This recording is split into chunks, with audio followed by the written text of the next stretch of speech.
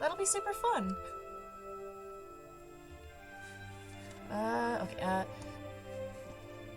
Prince Juan said that he would help with the trial. See the names. Gautier Signier, Nicole Signier. I recognize the surname, but I don't know who these people are. Neither do I, really. Hello, Awful Headache. Welcome. We are attempting to try and make sure that Prince Juan does not go to jail for attempting to murder the King of England. You've come up with a nasty beastie for them. Oh no, I hope it's not too bad. Neither do I, really. Monsieur, Prince Juan just told me to book train tickets for these people, and then to make sure they caught the train. And so that's what I did. Strange. I'm not sure how exactly these stubs are supposed to help with the trial, but I'll hold on to them just in case. Ticket stubs have been added to your evidence folder. Let's go, Sparrowson. I'm done playing courier. Good call. Okay, good. So I was supposed to go there.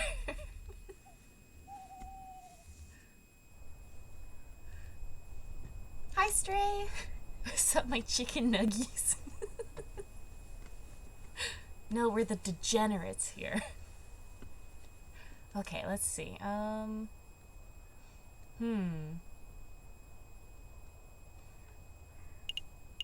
Let's go here.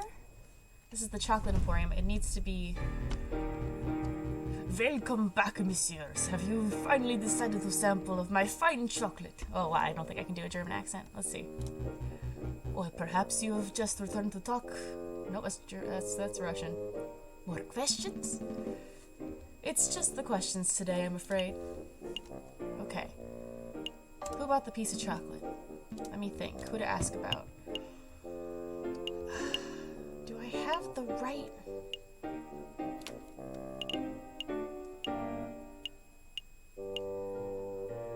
Major Howell? Have you ever served a member of the Royal Guard by the name of Major Howell? No, monsieur. Are you sure? Yes, monsieur. Dang it. Yes, monsieur, I've served many soldiers, but I don't recall seeing a major in here in recent memory. What does that mean, Falcon? Have we lost our lead?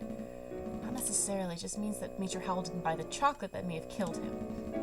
There's still the possibility that someone bought the chocolate for him. That's our lead, that's who we want to find out. Yeah, but I can't gobble up degenerates. Let's see if this emote came through. It didn't! Dang it! I have a bonk emote and I was just gonna whip that out.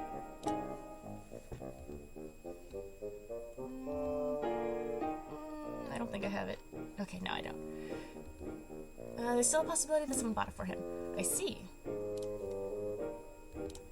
Ah! Uh-oh. Uh-oh, I clicked out. Bonk right back for that comment. You started it, Stray. I did once serve a high-ranking officer of the British Army who was on his way to Zimbabwe, if you want to hear that story. No, I don't want to hear that story. Oh, let me think. Who to ask about? Maybe the judge? Have you ever served a hairy wolf in judicial robes named Judge Romulus? Oh, yes! Oh, sweet. Okay. Alright, have you... Oh! Wait, did you just say yes? Yes, monsieur. A wolf in judicial robes. I did serve a person like that a little while ago, on the 6th of January, to be precise. Ah, you got us, my dude. Did he say or do anything suspicious? Not that I can recall, monsieur. He was a pleasant fellow, big toothy grit. Bought 200 grams of classic dark Belgian chocolate with a custom filling. Custom filling? Some type of caramel. He provided it himself, although he unfortunately did not bring enough for me to sample. Good. A nasty beastie, what is it? What does this mean, Falcon? Well, we shouldn't make assumptions. It may just mean that the judge liked to eat chocolate. But if the judge's purchase is related to the wrapper at the crime scene, then... Monsieur Hagelschlag, do you think I could get a copy of Judge Romulus's receipt? I could do one better. Monsieur, I have the original right here. No, not you, Stray. But there was a creature on Boof's stream yesterday, I believe, called the Stray Demon, and Dan made the joke. I keep them for tax purposes, you understand. Is it okay for us to take it, monsieur? Absolutely. Memorizing the receipt's contents is trivial, after all. Chocolate receipt has been added to your evidence folder. Hell yeah. Would you look at this? Judge Romulus signed it in green ink. Green ink! I knew Judge Romulus was shady, but only truly villainous people write in green. Well, every villain is lemon, so... I really should get approval of my likeness. A handsome lad. Thank you so much for your time, Monsieur Hagelschlag. You have been enormously helpful. I'm glad to have been of service. I wish you the best of luck with your case, messieurs.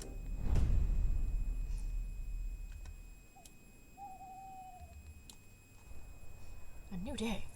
Oh, good. Oh, sweet. I did the things I needed to do. Okay. I thought I messed up 100% because I haven't played in a little while. I'm feeling pretty confident about the case. The big picture is coming together nicely. I'm somewhat relieved that Prince Juan came clean. His secret was putting this whole case in jeopardy. We've still got one day until the trial, but how to spend it? I suppose we could revisit the Louvre, or maybe we could just play some cards at Le Canard Joyeux? Uh-oh. I can't speak French. Is something wrong, Sparrowson? You're being unusually quiet. Falcon, we need to talk. What's up? See, I was doing some thinking. A dangerous thing to do, I know. Anyway, I realized that we were missing a crucial piece of evidence. Oh crap, what did I miss? What evidence would that be? Well, we know that Major Howell consumed a piece of chocolate before he died. And we know he died of poisoning. But we still aren't sure that the chocolate was the cause. That's true. If we keep pushing the chocolate theory, Cocorico, which is the opposing lawyer, will almost certainly bring that up. So I thought to myself, oh no. So I thought to myself, if one were to consume the wrapper itself, then that may provide proof of whether it contains traces of poison. Well, sure, that could work, but it would be incredibly foolish. Oh, Sparrowson. Wait, were you thinking of eating the wrapper, Sparrowson? Maybe. Well, stop those thoughts right now. I'm not going to let you potentially kill yourself like that. I knew you'd already say that. That's why I already consumed the wrapper. 45 minutes ago. Oh, my boy. Oh no, my boy. Sparrowson. Sparrowson. Oh, they've killed my boy. Oh, look at you. You're fancy looking. Doctor, is Sparrowson okay? Well, he's not conscious right now, but he is stable. I think it's safe to say that your friend is not on his deathbed. Oh, thank God. How did you say this happened again? It's a long story. Lawyering occupational hazard. Doctor, can you tell me what poison caused this? I have no idea. I'm an expert in mental health, not toxology. Oh. But I have sent for a specialist who should be here by tomorrow morning. He will make a full assessment. That's good to hear. Thanks, Doctor. Take good care of him. Wait a moment. There is the matter of the bill. Ugh, healthcare system.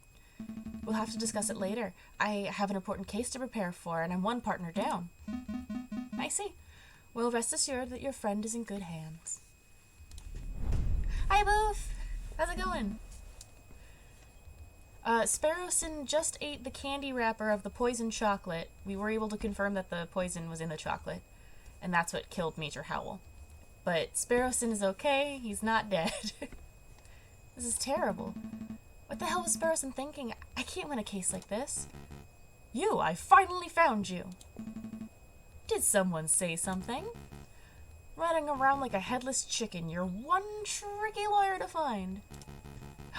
Hello, ABC Me. Welcome to the stream.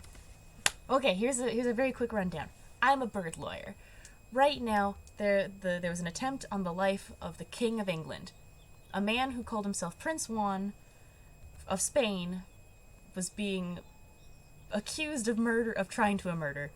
But he's not actually a prince, and he came here so that way he could help these two ladies, but we don't know why yet. And Sparrowson ate the chocolate bar wrapper that had the poison in it. The poison for Cusco, Cusco's poison. It's fine. We got it. It's okay. I told you to drop the investigation, but you wouldn't listen. Oh, we were threatened. Who's speaking? I can't see you, monsieur. Step forward.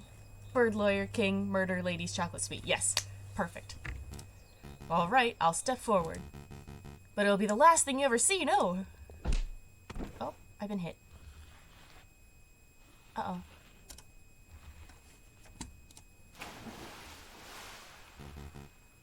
Oh, I think I just got thrown into the Seine.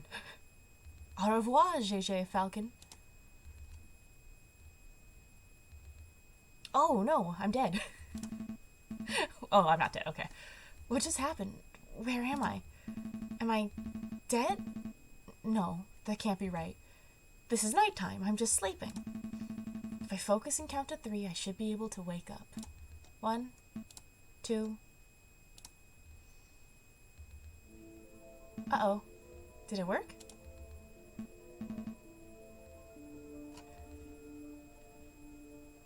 Dexter? Oh! It is nice to put a name to a name. Oh, and this kitty cat, she did do a murder, and we got her off from doing a murder, but she didn't tell us she actually did the murder. So now we are riddled with guilt. Ah, Dame Cataline. I can't believe how easy you were to fool. I put on a cutesy voice, acted all innocent, and you ate the whole thing up. Murder kitty. I made no mistakes. I followed the evidence that was presented to me. I made no mistakes. I did my duty as a lawyer. Your duty put an innocent man on death row, Monsieur Falcon. I hope you're proud of that. It wasn't my fault. Hey, where are you going? Out of my way, Severin. I'm not done talking to Dame Cataline. It wasn't my fault. Is that the excuse you make after all your failures? I'm not making excuses. Failure after failure after failure. No desire to improve yourself? You're a joke of a lawyer, JJ. Don't call me JJ. That's all you have to say? How pathetic. You don't even deserve... No, you don't even deserve to stand in your great-grandfather's shadow. My grandfather? Oh. I'll prove you wrong. I can do better. Oh, it's you, Sparrowson. Have you come to berate me too? What? No, I'm just here to tell you to wake up. Wake up, monsieur. Wake up. Hey, can you hear me? I said wake up. Am I dead?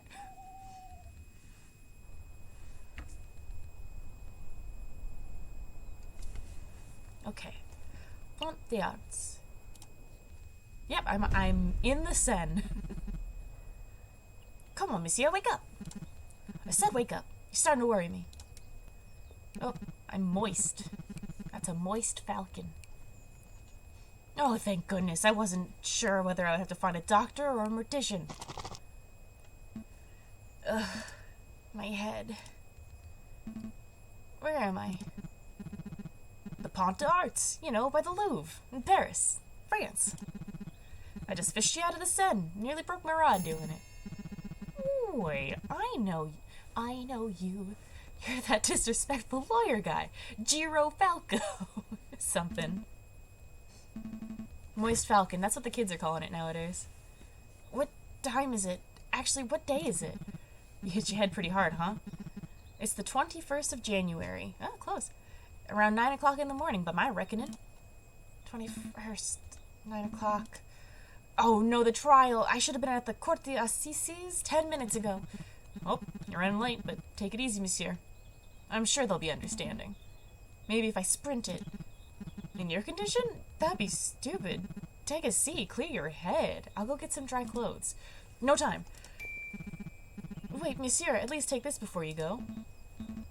What's this? A dip pen? No, wait, it's a modern fountain pen. Bone-handled. Gold nib? This is very fancy. Thanks, monsieur, but this isn't mine. Really? Are you sure? You were holding it pretty tightly when I found you. I was holding this? Then I suppose it has to be mine. Fountain pen has been added to your evidence folder. Thanks, fisherman. I owe you one. Hey, don't call me a fisherman. He's a kingfisher. He's not a fisherman.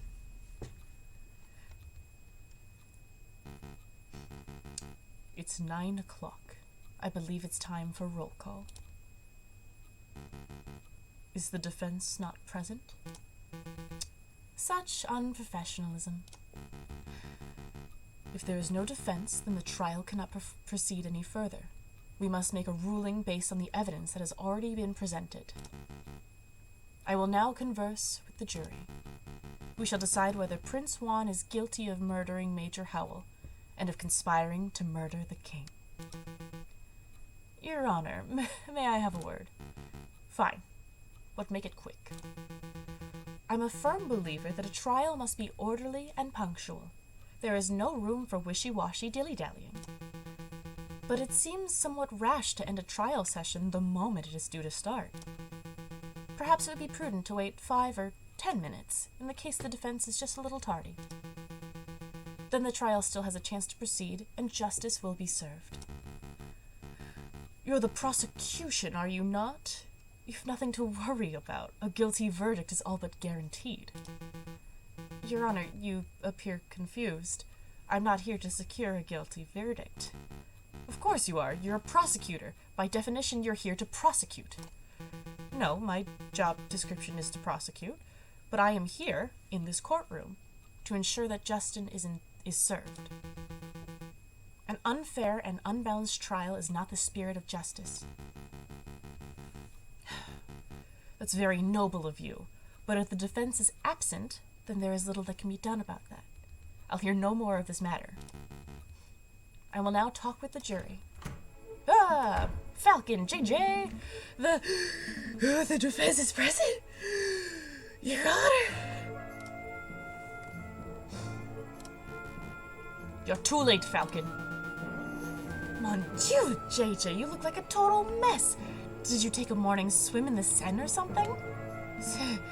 Yes, something like that.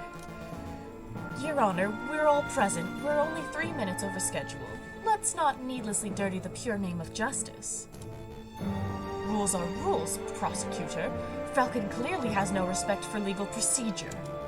Frankly, for turning up while looking like a drowned rat, I ought to hold him in contempt of court. I also hate this hoy.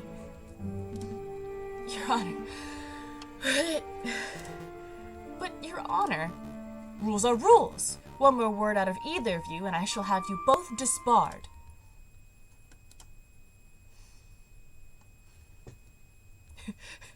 More like Judge Rom Sus. He is a rude hoy. It's a pity.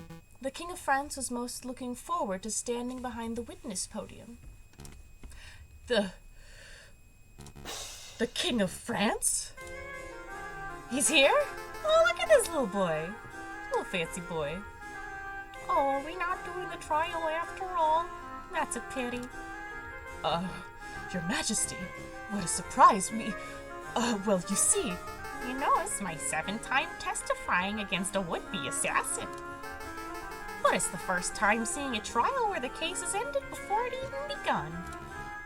well, the defense, he was late and... Oh, pish-posh, France didn't become a great and dignified kingdom through rigorous punctuality. Let's go ahead with this trial, it'll be fun. Look, I'll say the oath to get us started. Good voice for the French king, very good. Thank you. I swear to speak without hatred and without fear, to tell the whole truth and nothing but the truth. Did I get it right? That was perfect, Your Majesty. JJ, I trust you have no objections with the king testifying. No objections here. Going all ahead with the trial is fine with me. And surely you wouldn't stand in the way of the king, would you, Your Honor? Yeah, that's right, punk. Gah, fine! Proceed with this cursed trial. Excellent. Now, Your Majesty, could you tell us your activities the day of the murder? My activities? Well, I started my day with tea and toast, as I normally do. I was dressed in my PJs at the time. I think you can skip ahead a little. Perhaps to your arrival at the Louvre. Yeah, right, of course. Well, my entourage and I entered through the Louvre south entrance around 9 o'clock. We passed through the Salle de Deux with little fanfare. At the Grand Gallery, I unveiled a new painting and gave a short speech to inspire the citizens who attended. Just whisper fried chicken to the judge. Instant win.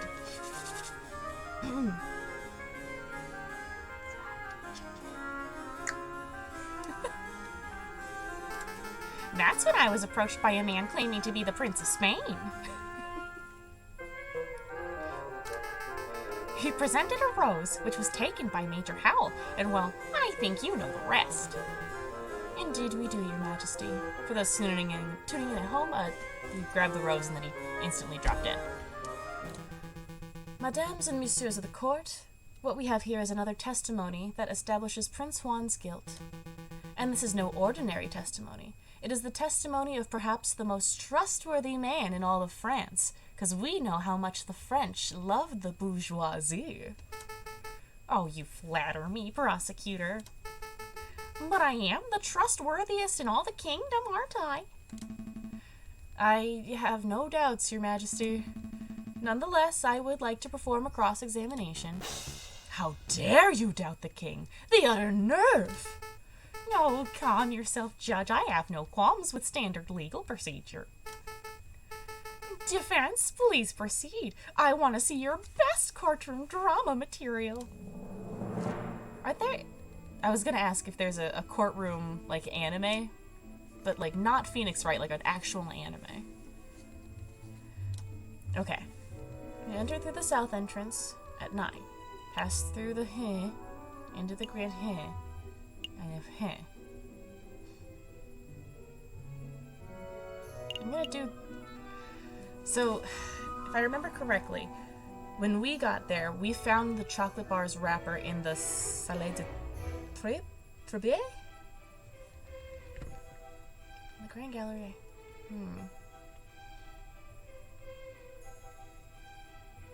9. I'm gonna try and question this and see. Your Majesty, you say you passed through the Salle de Tribie uneventfully? Indeed. We stopped briefly to look at the paintings and then moved to the Grand Gallery. Oof. I might have messed up. Could you elaborate? What did you see in the Salle de Tribie? What did I see? Well, Roman stuff, mostly. I meant aside from the Roman artifacts. For example, did you talk to someone in the room who wasn't a member of your entourage? You're reaching, JJ. The king already testified that he passed through without encountering anything of interest. I want the king to elaborate.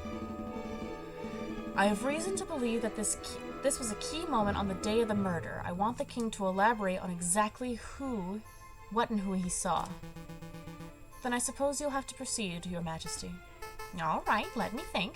So there was this giant doorstop, and there was that copper urn thing. Oh, there was something else now that I think about it. I was offered a box of chocolates by some peasant mademoiselle. There we go. Good. I got this. I don't have much of a sweet tooth, but Major Howell was keen to accept a chocolate or two on my behalf. What? Did I say something startling, prosecutor? Did I do that? No, please continue, Your Majesty. I think the prosecution is startled because he came to the realization that I was not spouting drivel in the previous trial session. Well, that's debatable. To cut a long story short, Your Majesty, this mademoiselle may hold some relevance to the case at hand. Could you describe her? Really? She's relevant? Well, let me think. I didn't get a good look at her face, but she was a sorry-looking swan, probably in her late tweens or early 20s. A young, sorry-looking swan, you say? I don't suppose her name was... was Mademoiselle Signet. Signet. That sounds familiar. Why, yes, I think that was it. She was called Mademoiselle Signet. I see. This is undoubtedly significant. Mademoiselle Signet gave chocolates to Major Howell minutes before he died. Now, just one moment. I see what you're alluding to, JJ.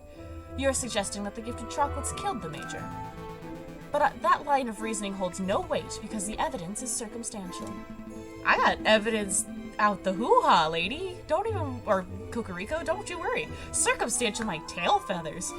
The king just testified that Major Howell ate chocolates. Yes, that is no longer in dispute, but you still have not proved that the chocolates were poisoned. Without that, we must assume that the swan was merely offering a gift, rather than speculating that she's a murderer. Yes, yes! Shame on you, defense, implicating a poor innocent girl like that. Absolutely disgusting. Why, I ought to end this trial. Hold on. I do have evidence that the chocolate was, in fact, poisoned. I don't believe you, JJ. If you had a piece of evidence that significant, you would have slammed it down already. Present it. Well, I can't. It's not really the evidence folder type of evidence. Why am I not surprised? The drama was just getting good. Why did you suddenly go quiet? The chocolate was poisoned. Dan, I'm not going to explain what has happened again. But yes, we did say that the chocolate was poisoned. And they found out that somebody gave a box of chocolates to the king's guard, Major Howell, and that Major Howell did eat the chocolate. We also went to the elephant earlier, and he remembered that a wolf man who looks a lot like the prosecutor or the judge bought those chocolates. I'm really, really sorry, but oh my gosh, Daniel. I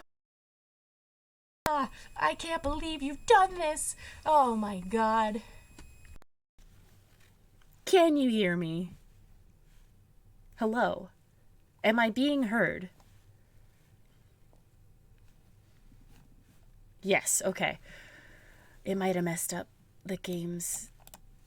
It might have messed up Aviary Attorney's volume, but we'll just be extra emotive for a little bit. Okay. The drama was just getting good. Why did you all suddenly go quiet? Yeah, I messed up the audio. Oh, gosh. Nope, okay. Adult. Here. So just imagine music is going on in the background. Maybe I won't get copyright struck on YouTube now. Well, Your Majesty, it appears that the defense just had the realization of his own. That is, he lacks the evidence to support his theory. Since he cannot continue with his argument, I believe the cross-examination has come to an end. No, it's okay. It's better to know, Dan. I'm not done yet. I'm not done yet. Let me present my evidence. See, I had the chocolate wrapper back in my office, and Sparrowson ate it. Stop, JJ. Stop while you have a little dignity. The results of whatever crackpot pseudoscientific experiment you performed does not constitute valid evidence. I think this trial is over, Your Honor. About bloody time. You may take your leave, Your Majesty. Very well. I am pleased that justice has been thoroughly served. Until the next assassination attempt, adieu, messieurs. The noise is back. What? What?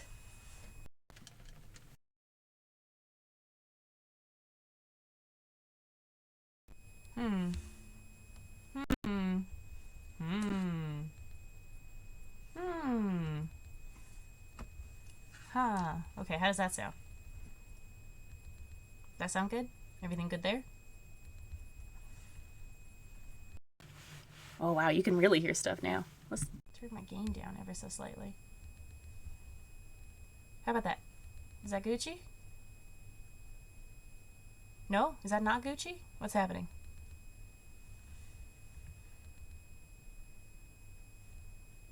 Alright, I'm gonna keep reading. It's still... there? Oh my god. Maybe it's just Twitch Studio. I'm very sorry. Okay, well, Huh.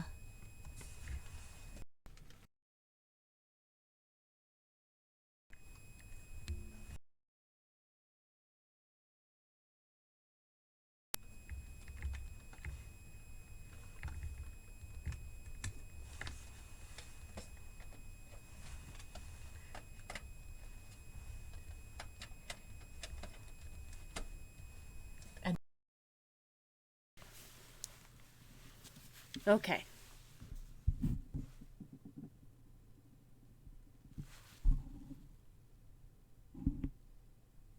Okay.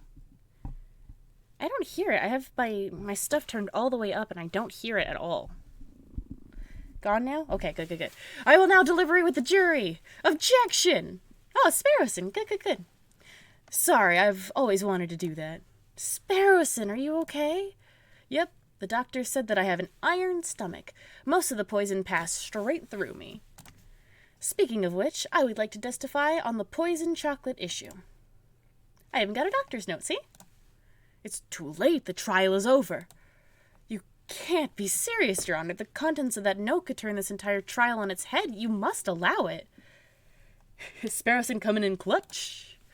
Why are you constantly arguing with me? I thought the job of a public prosecutor was to assist the judges. I told you, Your Honor, my job isn't to get a guilty verdict. It's to ensure that justice is served. I swear you're the worst prosecutor in all of France. Hey, Cocorico's a good prosecutor. He's kind of a jerk, but I love him. Go ahead, Sparrowson. Read the contents of the note for the court to hear. This patient, Sparrowson, was submitted to the, hospital where he displayed a variety of symptoms. These included profuse sweating, a rapid fever, and severe nausea. The patient was diagnosed with poisoning, probably originating from the plant known as aconite, aka monkshood, aka wolfsbane. Yeah, wolfsbane is mad poisonous.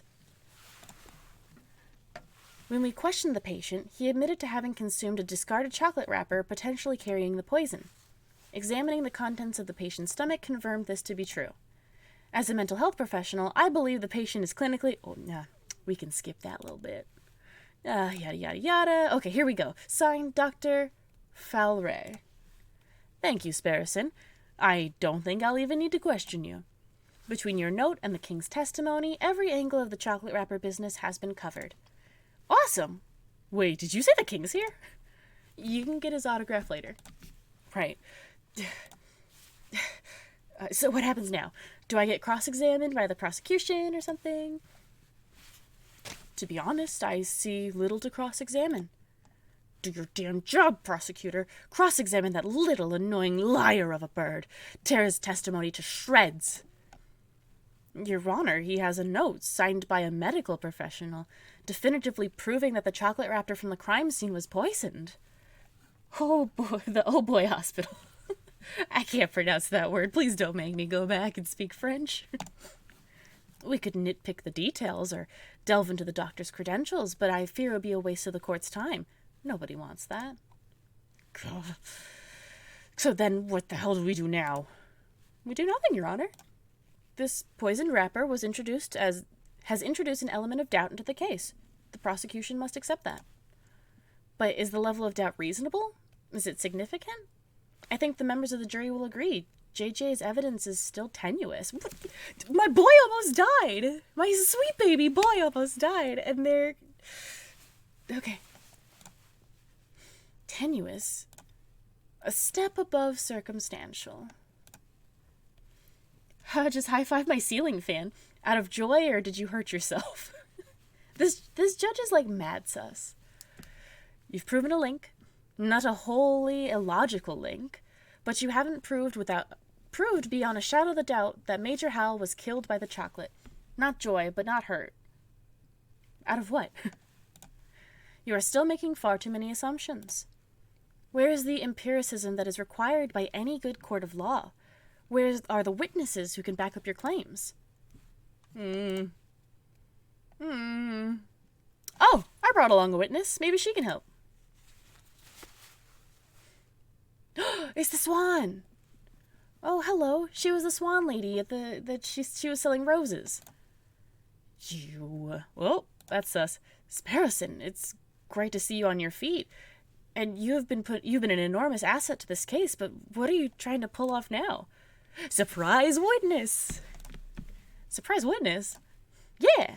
I remember you mentioning that Cocorico liked calling surprise witnesses, so I thought we'd beat him at his own game. I brought the flower girl, Mademoiselle Signet, so she can testify about Prince Juan's character. You're putting me in a difficult position, Sparrowson. Just moments before you arrived, the court established that Mademoiselle Signet is a possible suspect for this case. What? That can't be right. Sparrowson, it's okay. Monsieur Falcon, I would like to testify. You want to testify? Do you understand what you're agreeing to? I do. I have accepted my fate. Prosecutor, do you have any objections to me calling upon Mademoiselle Signet as a witness? No, none. Bearing in mind, of course, that you are here to defend Prince Juan, not to convict Mademoiselle Signet. Prosecuting is my job. Of course. I have no objections either. Please, proceed, witness. Speak the oath. The oath? Say that you swear to speak without hatred and without fear, to tell the whole truth and nothing but the truth. I swear, Your Honor. I swear to speak without hatred and without fear, and to tell the whole truth and nothing but the truth. Good. Very good. Please state your name and occupation for the court record. My name is Catherine Marie Signet. I am a flower seller. Mademoiselle Signet, tell the courtroom of your activities on the morning of the 7th of January. Very well. I saw the king and his entourage enter the Louvre around 9 o'clock. I followed. When they came to a stop in the Salle du Tibre, please, I stepped forward and offered the king a chocolate. He refused, but a guard, a big dog by the name of Major Howell, was happy to oblige. The guard died because I, personally, had previously added poison to the chocolates. No, that can't be right. I used poison derived from monkshood, a notoriously dangerous plant. As a flower seller, it was simple to acquire. Why'd you do it, mademoiselle? Why? Monsieur, people have tried to kill the king before, and people will try again. He's a vile man who has no respect or love for the people who suffer under him. I did it to better the French people. I don't believe that at all. Falcon, say something. Mademoiselle, are you being coerced or threatened? Speak freely. No, monsieur. I am confessing out of my own volition. It is my guilt, and nobody else's. Intriguing. Pretty convincing. Oh, I gained a little favor with the jury. Well, defense, it looks like you wormed a confession out of this murderous pute. I suppose that your client, Prince Juan, I guess that gets your client, Prince Juan, completely off the hook. Lucky you. So we wrap this court set... I can't talk now. Viva la revolution indeed, my dear. So shall we wrap this court session up?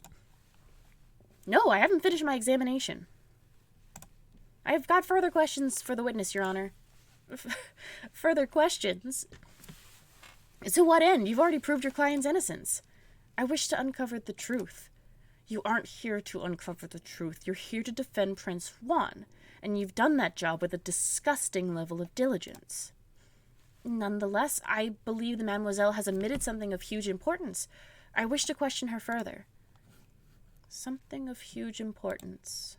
I won't allow it. Fine. Can I at least show something to the witness? You and the prosecutor are a right pair of moralizing blowhards, aren't you?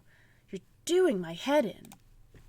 Fine. If it'll shut you up, I'll let you show one magical mystery item to the witness. I can't imagine you'll have anything up your sleeve to change the flow of this trial, though. Monsieur Falcon, save it. I have nothing more to say. No. I got your ticket. Dear mademoiselle, count me in. Okay, please take a look at these, mademoiselle. Train ticket stubs? Look at the names. Papa and Mama. In Vienna? Really? Are they really safe? They are. The tickets were arranged courtesy of the Fox. Then that means the wolf has nothing to hold over me. I can speak freely. Indeed. Go ahead, mademoiselle. What are you two muttering about down there? I'm amending my testimony, Your Honor. Members of the court, everything I've said today has been the truth. I did go to the Louvre on the 7th of January. I did present a box of poisoned chocolates to the kings, except it was not of my volition. I was threatened. I was forced to carry out a task under threat of harm. You see, my family's been struggling to get by. The winter has been harsh, and my flower business has been struggling. One day a man approached me, a man I assumed to be kind-hearted. This man offered me 200 francs to get us out of the cold, but I could not afford to repay the debt. When I attempted to bargain with the man, he offered me a deal. Assist him with murder, and he would drop all debts. Refuse, and he would ruin me and my parents. I obliged, because the alternative meant death for those I love. The name of the man who did this is Judge Romulus! Ah, he was sus! He was super sus this whole time. There he is. Yeah, that's right, we know it's you, boyo. What a creative story. This is obviously a last-minute, desperate attempt at passing the buck. The sheer laziness of this girl to accuse a man she's never met before. She's blatantly floundering. Indeed, I've heard dozens of these self-pitying yarns during my time as a prosecutor. Although, admittedly, this is the first time I've seen a witness directly accuse a judge. Quite a brazen gambit. But in any case, these sorts of stories never turn out to be true. They're always proven to be fabrications born of desperation. I've never been more honest, monsieur. Listen, Mademoiselle Signet, I would like to believe your story, but accusing a man, a judge no less, of conspiring to murder the king is a hugely serious accusation. Do you have any proof to support your story? Proof? Fuck Judge Romulus. All my friends hate Judge Romulus. You say the judge lent you money. Then you must have signed a contract when you made a transaction. Who signs a contract when you're lending a friend a loan? That contract would suffice as proof. All contracts were verbal. He said the money was a gift at first, and only later said I had to repay him. How convenient. Of course, this supposed contract doesn't exist. The mademoiselle has no proof because her story is a blatant lie. Falcon, you have to do something. Do we have anything to link Judge Romulus to Mademoiselle Signet? A link. Members of the court, I know for certain that the Mademoiselle's story is true. I can say with certainty that Judge Romulus has made contact with Mademoiselle Signet in the past. I know this because at this very moment I am holding a key piece of evidence that links Judge Romulus directly to the crime scene. Bonk. Somebody bonk Dan in the chat. Judge it's gotta be the receipt, right? It's gotta be the receipt. I think you should take a look at this, Severin. Me? You don't trust it in the judge's hands? What? What is it? What does that peeper Peeper? What does that piece of paper say?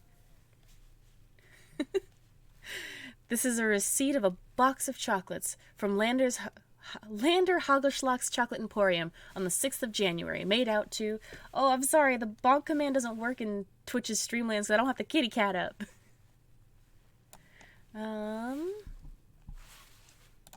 To a man named Romulus? The writing upon the receipt is clear. A man named Romulus bought chocolates on the day before the murder. It's a plastic squeaky hammer, but it can still bonk. That's exactly what it is. Once I have my last 2 emotes approved, one of them is a bonkening.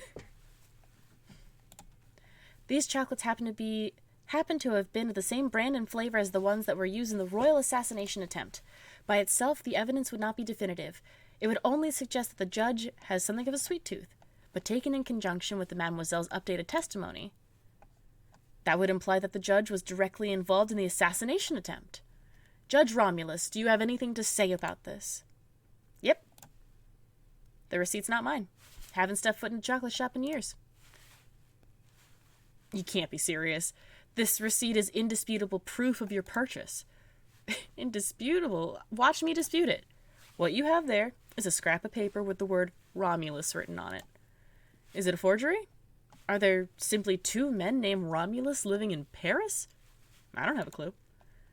What I do know is that you have nothing to prove that I was the one who signed the receipt. This is absurd. Do you want me to dig up court documents with your signature so we can undertake a handwriting analysis?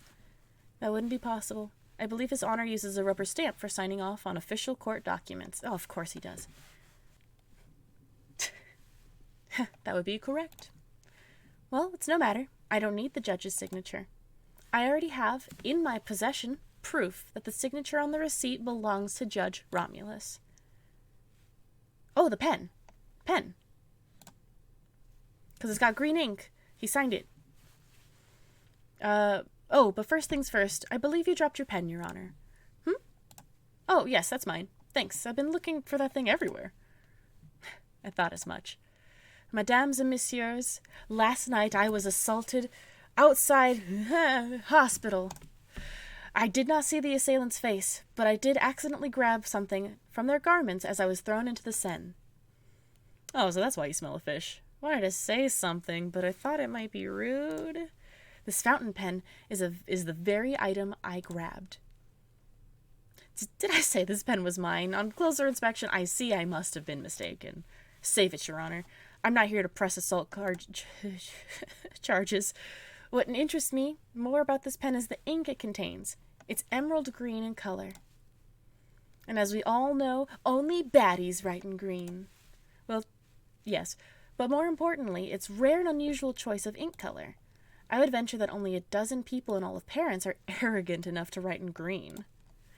And I would venture that the only one of those arrogant people is named Romulus. So Judge Romulus lacks respect for classic penmanship. What of it? Take another look at the chocolate receipt, Severin. That receipt was signed with emerald green ink. It certainly is quite a coincidence. No, there's no more room for coincidence. There's no more doubt. There's only one narrative that can tie this ridiculous string of evidence together. On the 6th of January, you, Judge Romulus, bought a box of chocolates with a custom filling. That custom filling contained poison, originating from the flowers of Mademoiselle Signet, a street seller who owed you a debt. On the 7th of January, you, Judge Romulus, leveraged that debt to force the girl to present the poisoned chocolates to the king. Then, an idiot of a man by the name of Juan framed himself as the murderer and ordered to take the fall of Mademoiselle Signet's stead. You pushed for Juan's guilt by priming a witness, Monsieur Toussaint Kingsley. And when that failed, you pressured Mademoiselle Signet to take full responsibility of the crime. Ooh, push in. That is the only narrative that makes sense. Admit it. Fine, I do admit it. I did it. I purchased the chocolates. I added the poison. I put a peasant girl in debt just so I could force her to take the fall. I was the one who wanted the king murdered. But there's not a damn thing any of you can do about it. I'm the one who holds the gavel. I am the one who passes sentences. With a snap of my fingers, I could have each and every one of you guillotined before nightfall. Who judges the judges? Who stands above me? Nobody, not even God, can condemn me when I sit so highly. Attempting to murder a king. Corrupting the... What an utterly repulsive individual. Don't touch me, you dirty pig. You have no authority over me. He doesn't, but I do. Take him away, Inspector. This is such drama. Why is the potential suspect still the judge? Yeah, exactly. Free me, boy, Prince Juan. Yeah, it does look like the court's guillotined at the. You know. I'm not done. I'm not done with any of you. You're all guilty. You'll see. A revolution is coming. The rebels will overrun Paris. The king and government will fall. The bourgeoisie will be slaughtered. We shall have a glorious second republic. A republic free of class, where everyone is equal and free. Jay, don't touch me. Just another ranting lunatic, Your Majesty. Ignore him. Oh, of course. Carry on, Inspector.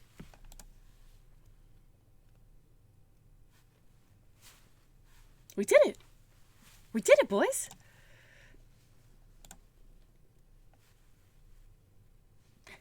kind of like his goals, but maybe we could, like, guillotine together? What? What happens now? I guess I'm supposed to take over the president judge's duties? Well, given the surprising series of revelations that just took place, we believe the results are clear. We find the defendant, Prince Juan Quierto, to be cleared of all charges, and we therefore find the defendant not guilty. We did it. We did it. We did it. Oh, lo hicimos. We did it. We found a box of chocolates and then we won. We did it. What happens to me now? Mademoiselle, it is clear you were coerced. However, you still played a significant role in the king's assassination attempt. By all rights, you must be tried for your crimes. I see. I cannot argue. But, as it happens, due process was not followed during this trial. Judge Romulus thoroughly disrupted the proceedings. Proceedings? Wow, I'm getting the country accent. Consequently, I believe that most of the testimonies given during this trial session would not be seen as valid in a court of law. Cocorico, you big ol' softy. What does that mean? He's saying you're free to go. Correct. As a prosecutor, I see no crime to prosecute. I pretend I do not see it. Really? Thank you so much, monsieur. And thank you, messieurs. Without your help and assurances, I don't even know where I'd be right now. So, are my parents really in Vienna? I think so, but you would have to ask the Fox for details. I don't know exactly what he had arranged. Although now that Judge Romulus poses no threat, I suppose your parents would be free to move back to Paris. Actually, I may follow them to Vienna. You need a holiday after all this drama? I know, up top. Well, yes, but I also want to get away from here before the fighting starts. You mean the revolution Judge Romulus mentioned? He doesn't seem mentally stable. Pay him no mind. It's not just him, monsieur. In the streets, everyone talks of an uprising. If you were smart, you'd clear out of here, too. Maybe we could revolt together? Ooh.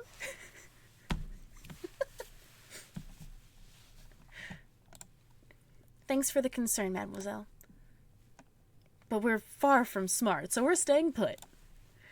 I see. Then good luck, messieurs, and farewell. Maybe we can meet again when all this is blown over. Wait, mademoiselle, don't you want to have a quick celebratory drink? Oh, Sparrowson, you dog. Oh, she's gone. So I guess it's just you, me, and the fox, right, Falcon? That sounds good, Sparrowson. Take Prince Juan back to the Aviary office. I need to sort out some paperwork with Severin. Loch Ness Monster. Okie dokie. Maybe I can get to a save point. Oh, God.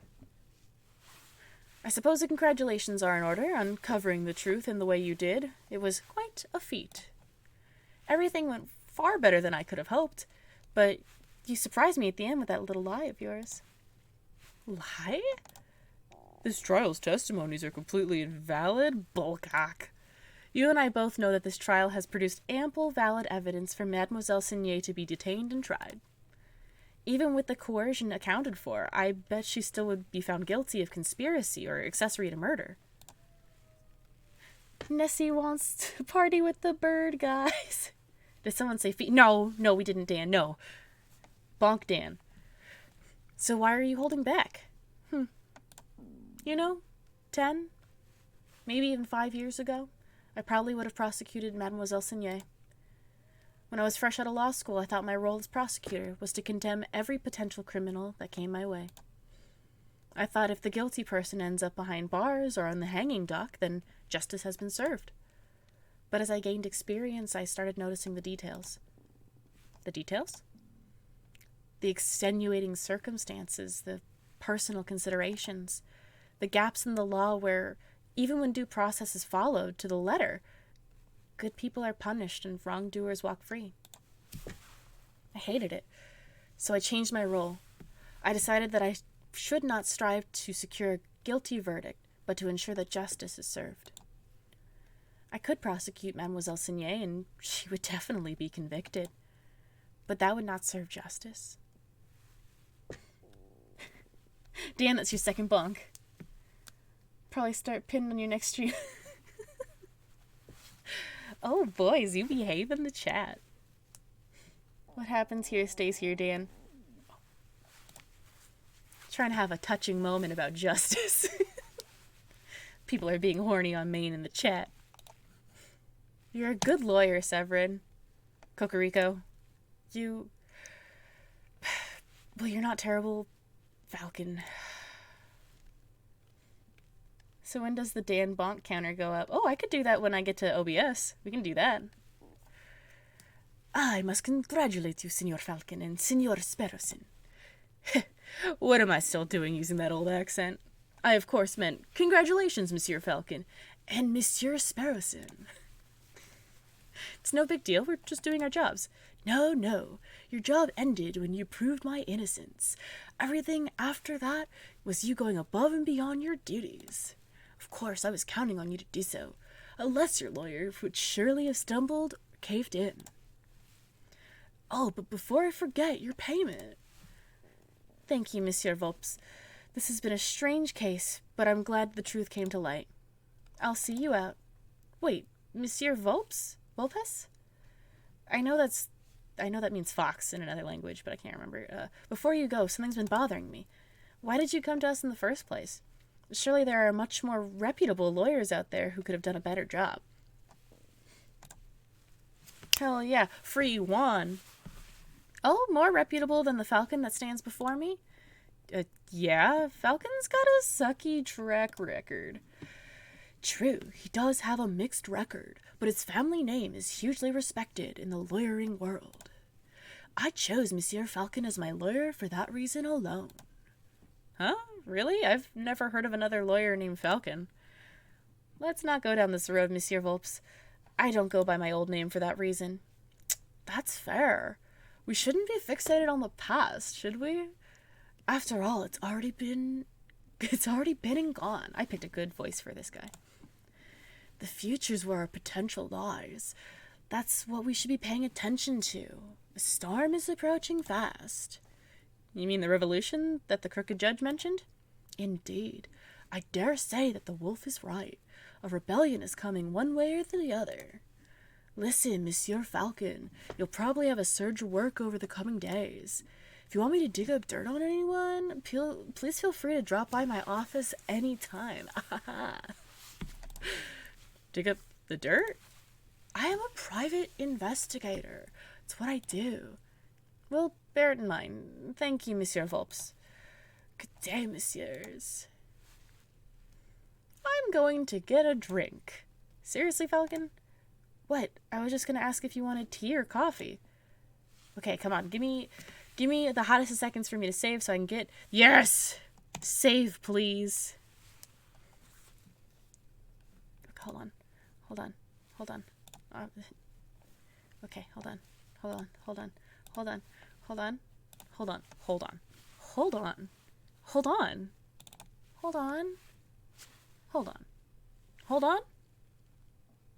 on. Hold on. There we go. Doop. Doop. Oh, why are you so small now? Uh-oh. Options. Make big, please. Make big. There we go. There we go. Do I still hold on? You can now cease your holding on. I can continue. Oh, Jesus! Too loud. I don't know what happened. Everything is bad. Hold on.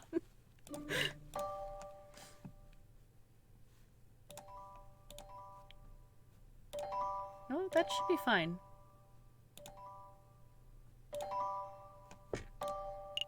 Okay, that should be fine. Can I let Jack go? Yeah, you can let Jack off. Of course, how could I ever forget? The chanting, the violence, the smell of gunpowder. The 3 glorious days. Ooh, cutscene. Celine Dion starts singing.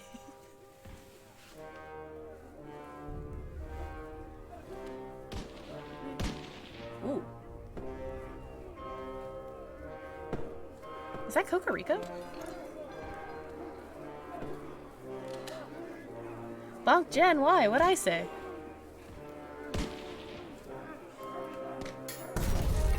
Oh.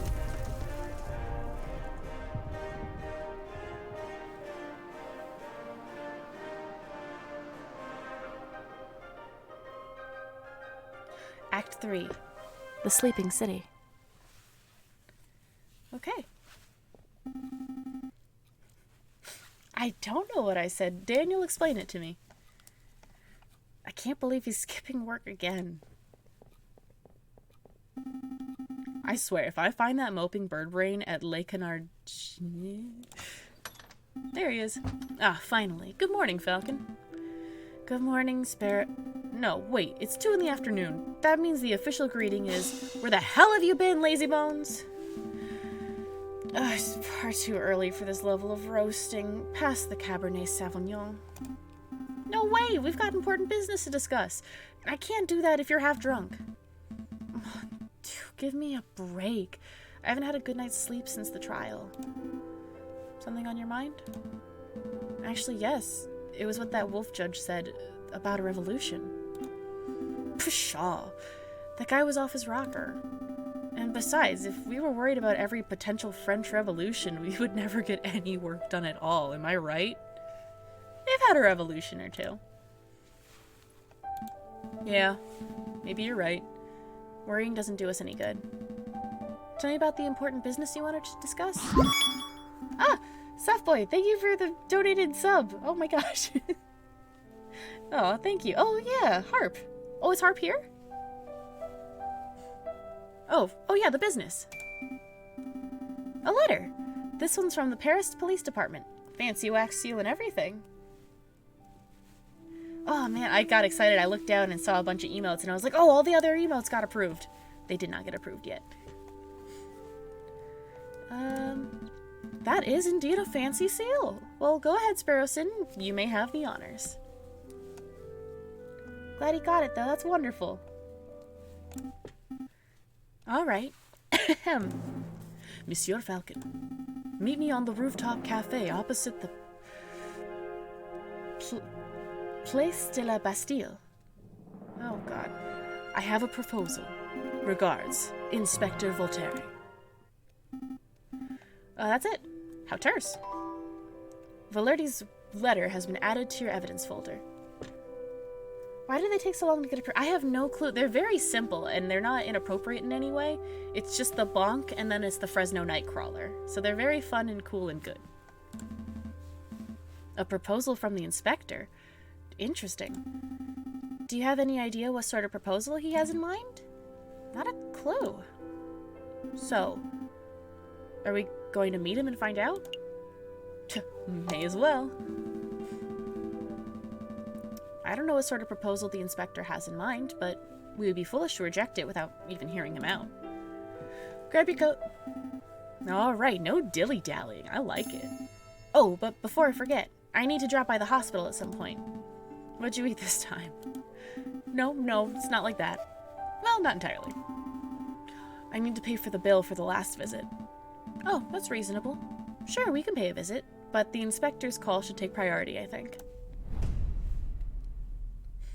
I'll be Lurk. Gonna get food, babies. Have fun. I'll try and explain what happens after you come back. Alright, go to the Bastille. Purr.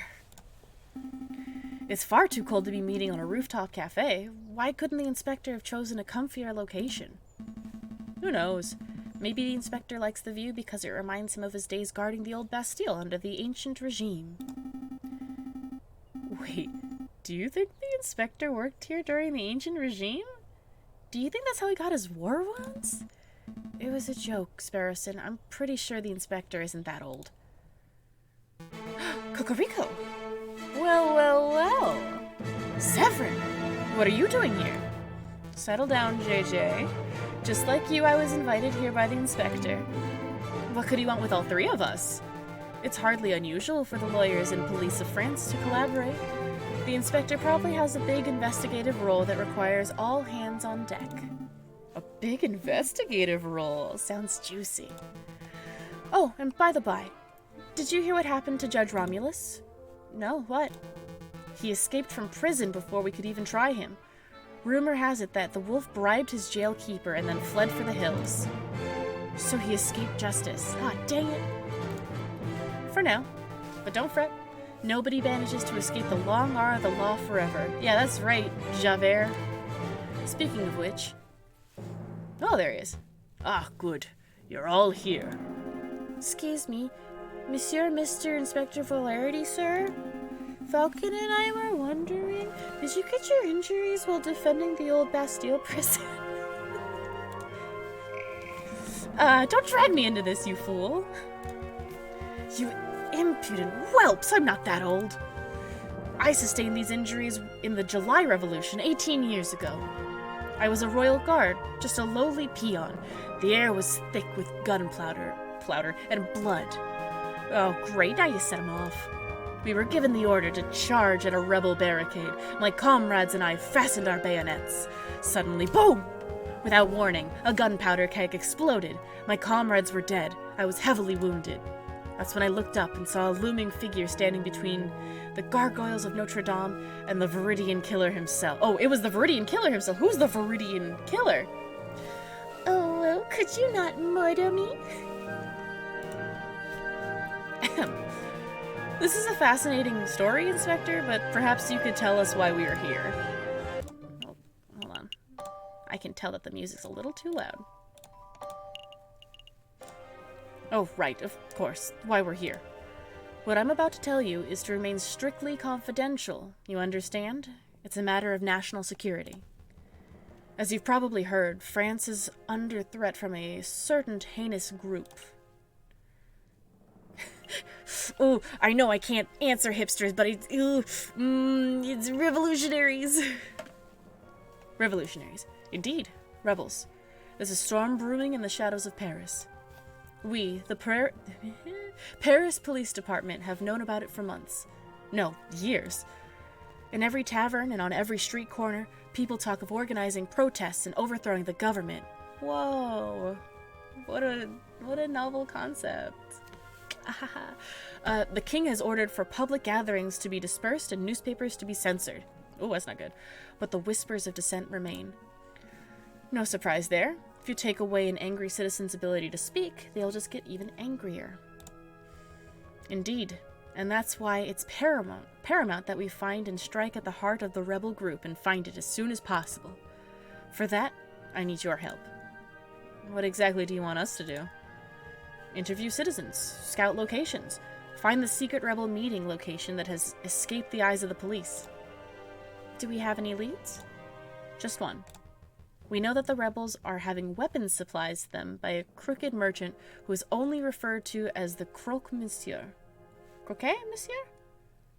I'll go with Croquet. I don't know if we're gonna be narcs. We'll decide if we'll be narcs or not. I don't think we have to choose yet. Like the sandwich? What? The Croquet Monsieur. It's a hot sandwich. Cheese, ham, and a little bechamel? Bechamel? Throw on some peppers. It's a Friday night. Ooh. This has nothing to do with sandwiches. Croquet Monsieur is the alias of an accomplished and notoriously dangerous arm dealer. Sandwiches. What'd you get, Boof? What kind of food? Yeah, I don't want to be a snitch. I want to make sure that, nobody gets hurt, but also I don't want to be a snitch. In any case, that's everything the Parisian police know. That's everything? That's all you have to demonstrate after years of tracking? Always be a snitch. You're worth 150 points. That is actually a sandwich. Oh, that the bad guy will be a sandwich? I don't know. This game's fun. Let's find out. Naturally, as a public prosecutor, it's my duty to help the police with their investigative work. I'd be honored to lend any and all assistance. Pff, Cocorico, you suck up. Suck up. Please, back, I just be a sandwich. Still walking, it cold, hard to type. Well, just put your put your fingies in your pocket. You don't have to type. It's okay. That's very good to hear, Monsieur Cocorico. But what about you, Falcon? Well, to be honest, Inspector, I don't quite understand why you're asking me. I'm a private defense attorney. I work for citizens who get stuck in legal trouble. Rebel hunting isn't quite my forte. Invest in gloves, boo. Yeah, I get the little gloves where you can still like use your phone with it. Those are good. You want to know why I'm asking you? Look around you, Falcon. We're surrounded by corruption and incompetence. It's true. The judges are bloodthirsty wolves, the jailers are thieving ravens, and the National Guard are sitting ducks. Look at the slackers and dullards who supposedly protect and serve this country. Nobody cares about justice anymore. You saw my shameful display at the previous trials. Those are the results I produce with imbeciles to assist me. But you three, you care. Falcon, I saw you defending Dame Katerline and Prince Juan. I heard of your escapades around the city, frantically collecting evidence and interviewing witnesses. Frankly, you did more investigative work over the last month than I've seen any policeman do in a year. Not including myself, however. But Dame Katerline, it doesn't matter. You have passion and conviction, and you aren't a total bird brain. Oh, that's the name of the stream, huh? By my book, that makes you a fantastic investigator, even if that is not in your job description. I read that as invest in boof gloves, and nope. Oh, actually, if it's soft boy boof's gloves, then yes. They would just look like elephant feet. Oh, that'd be so cute. I would buy those. That's true. So what do you say? Do you want to sit around your office twiddling your thumbs? Do I have thumbs? Do I have thumbs? Until another pointless job offer falls in your lap? Or do you want to take this opportunity to do something great and help us track down the animals who wish to harm our glorious nation? I don't really want to do this. I don't think. It's not really my job. I'm gonna go with no. Do I have... No, not you. Do I have thumbs? I'm a bird. I'm gonna go with no thanks. I don't really... I'm, you know... Viva la revolution, my dudes. Like... I'm gonna go with no. Boko, no thank you. I don't think so. Sorry, Inspector. Unless that ends my game and then I have to go back. And then I'll do it again. Come now, Falcon. Let's not make hasty decisions. What would it take for me to change your mind? I'm not a corporate shill. Nothing's gonna convince me. Nothing would convince me. I appreciate the offer, Inspector, but my mind is made up. It's most unfortunate. Then I shan't keep you any longer. Thank you for understanding. Come along, Sparrowson. We have business to attend to at the office. Oh god, I don't have thumbs! Nope, Sparrowson has thumbs. Can you see it? So that means I probably also have thumbs. We do? Oh, right, we do. Good day, Falcon. Good day, Inspector. Good day, Severin. I ain't gonna play ball with the government.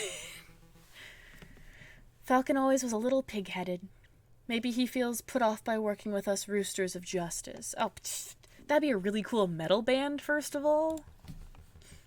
Or maybe, dare I say, he feels sympathetic to the rebel cause.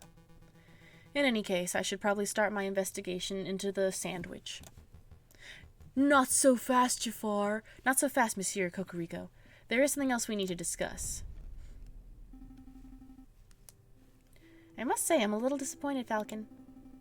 I know the Inspector is an unlikable nincompoop, but I was hoping that you could look past that and accept his offer. Not for the glory of serving France, then at least for the, you know, money. I think you misunderstand, Sparrowson. We aren't going to be sitting here twiddling our thumbs, which we do have. We've established that. Yeah, he is a cock. Not even of the walk. Why does that sound bad? He's being a cock. A downright cockerel. But we don't have a case. No, but we've got plenty of work to do. We must find this so-called sandwich. and track down the rebels. Huh? You rejected the inspector's offer, but you're gonna do the work anyway? I'm confused. Knowledge is power, Sparrowson. Let's say we manage to learn exactly where the rebels are meeting. What can we do with that information? One option would be to offer our services to the rebel group. When they are inevitably arrested, we defend them in court. Ah, that's good. Another option would be to blackmail the rebels directly. No, extort them for money in exchange for us not giving out their address. I'm just trying to say he's an arrogant burb. That's very true. I see why you're saying sandwich now. Well, because it is a type of sandwich. I don't like this discussion. Aren't we supposed to be the good guys? Well, if we wanted to play it perfectly straight, we could just give any information we find directly to the inspector. At least now we can do our investigation without having to play by the inspector's rules. I mean, that's true, I guess. Alright, you've convinced me. We'll uncover the identity of the sandwich, and we'll track down those rebels. Jen, please pronounce the words correctly and perfectly. Alright, you know what? You want to hop on this Discord stream? You can do some of the voices with me. I'll let you. Come on in. Pop on the Discord. And then we'll play it by ear. Yeah, we'll wing it. Ba-doom-tsh.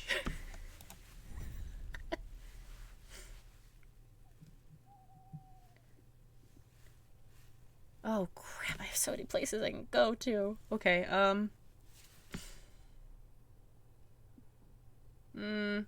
let's go here.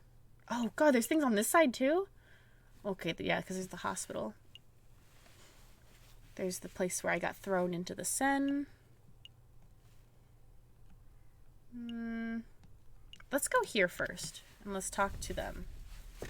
If I were home, you probably would. Oh, dip dang doodle. Next time.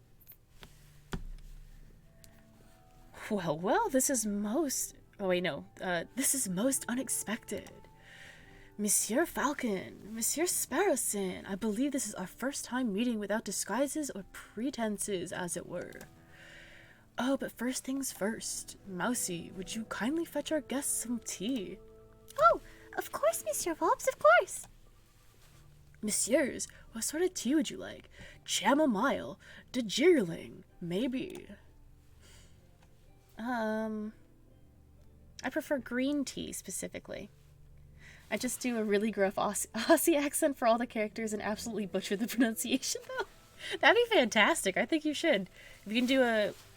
Actually, that could be fun. We do have quite a bit of this game left. If on Saturday, a couple of you want to jump in and we can all do different voices, that would be a good break on my vocal cords.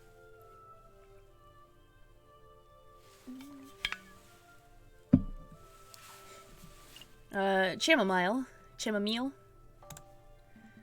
In other countries, it's chamo-kilometer. Get it? Chamomile sounds good to me, thanks, Mousy. Sure, I could go for some chamomile, too. That's scary. It's not that scary. That's what all those popcorn raids in high school trained us for. Okay, 1 pot of chamomile coming right up. Whee! Let's get down to business. What is it you two came here for? We just have a couple of questions. There might be a slight delay between your streams and our ability to voice character, though.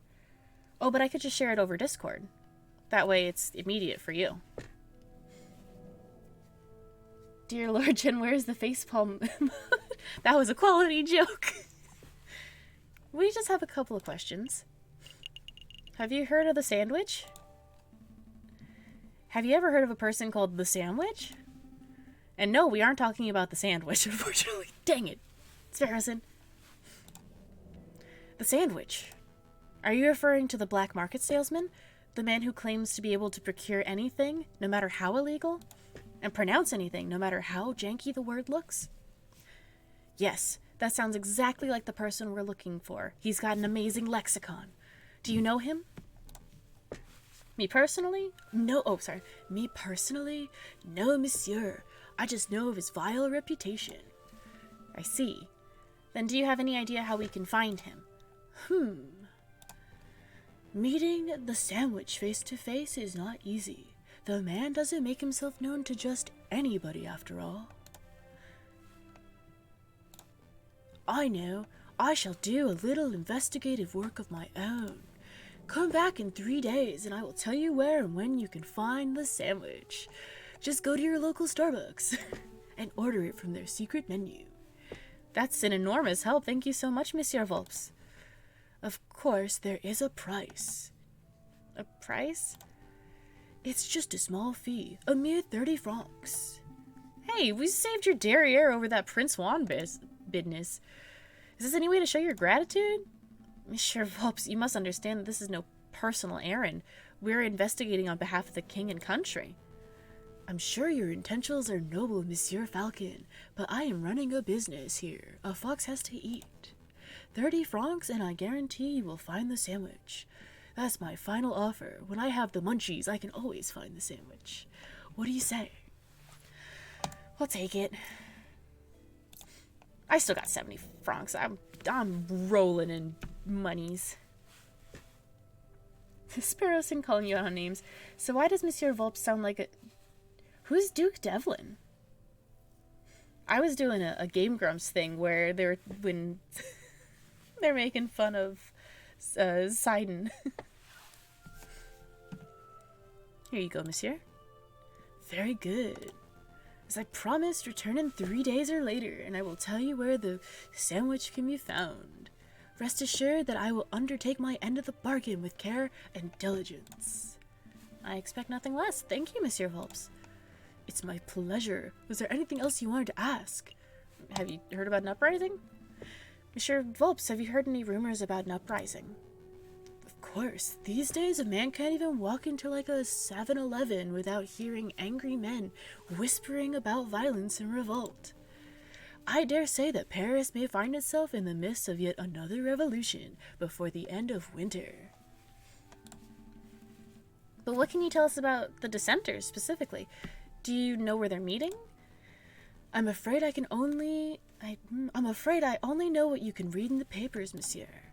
I know anti-government protesters were meeting out in the open until the government clamped down on large public banquets. With the banquets gone, who knows where the dissenters went? I see.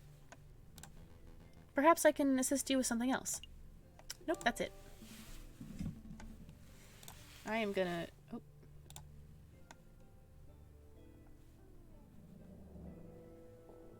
Oh, did I not? Oh, I thought I had that.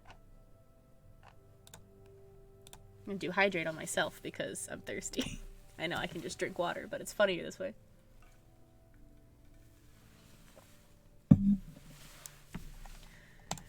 As to you, messieurs.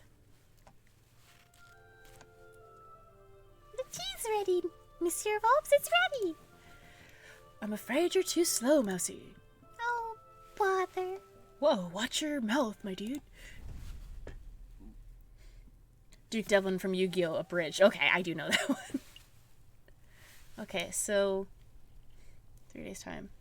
Sorry, stuck working. We'll be lurking. That's okay, have fun. I will hydrate again. That's good.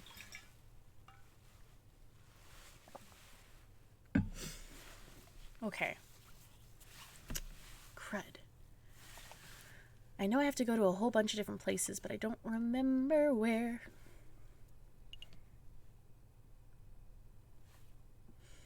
And I know if I go to the hospital, I have to pay money, but I don't really have money. Where should I go? I don't think I need to go there. But I don't think I need to go there yet. Let's go to the jail.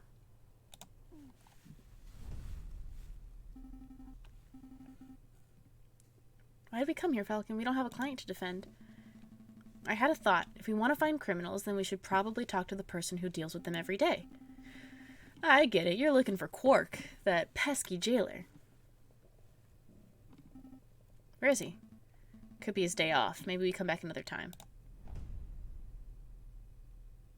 Nope. Okay, I'm not coming back. I just wasted a day.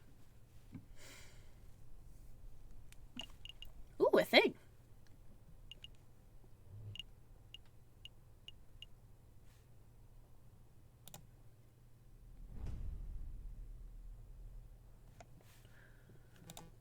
What a view. You can see the July column so clearly from up here. Cocorico, you're already here. You have news about the sandwich, or is this about the other matter? Here you go. As requested, the full register of those who entered Paris Law School and the full list of graduates. Very good. Let's have a look. Now, could you please tell me what this is about, Inspector? What exactly are you looking for? Look at this list of graduates. Do you see any names you recognize? Well, I see my own. Class of 1837. And I see that moronic prosecutor, Rupert Rabington, under the class of 1846. Oh, and here's J.J. Falcon's name under the class of 1832. Very good. Now take a look at the register page from 1829.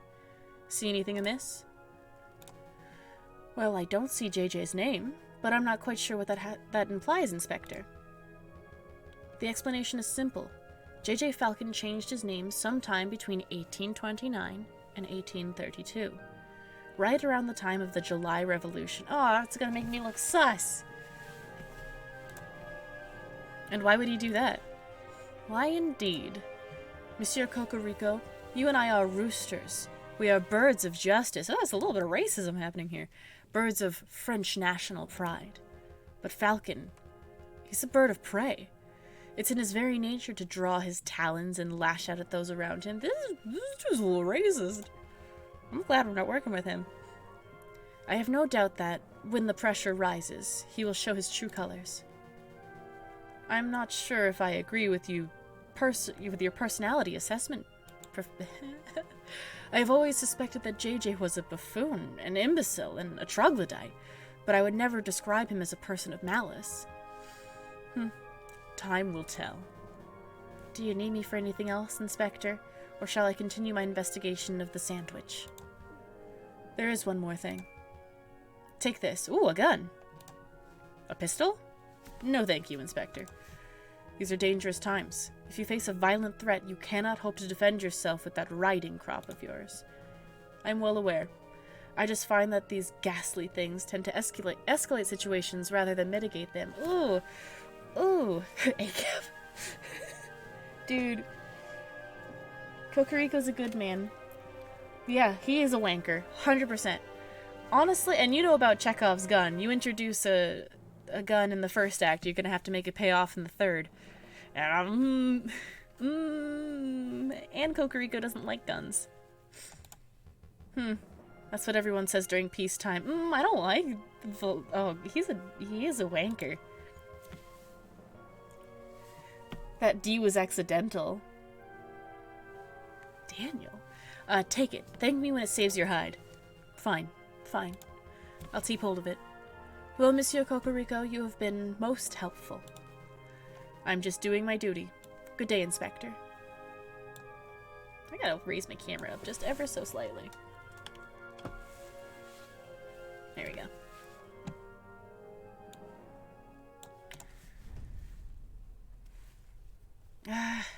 Oh, dang it. That means I missed a thing over here, didn't I? Okay. I don't know where to go. I'm not gonna go back to the prison. Maybe I should go to... Not the Emporium. No. Where's the...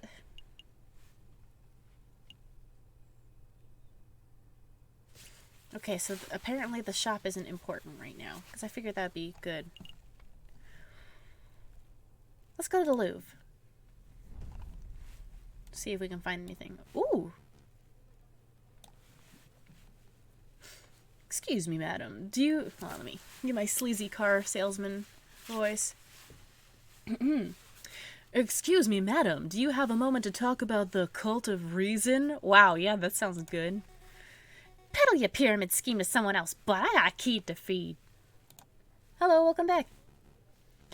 Madam, it's not a pyramid scheme. Madam, take a leaflet at least.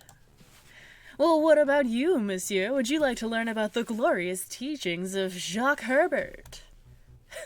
A cult leader, is it? Not today, monsieur. I've already seen my fair share of cults. Oh, but this cult is different. A member of the Cult of Reason, huh? Strange. I thought this cult died out way back in the old revolution. Hey, Falcon, that person, he looks like the run-of-a-mill cultist. I can see that. But doesn't his face look familiar to you? I don't want to assume, but yes. He does look familiar. Actually, yeah, you're in the game. No, Boof is not the cult leader. He's the chocolatier. Actually, the resemblance is uncanny. Shall we get his attention? Uh-oh, he spotted us.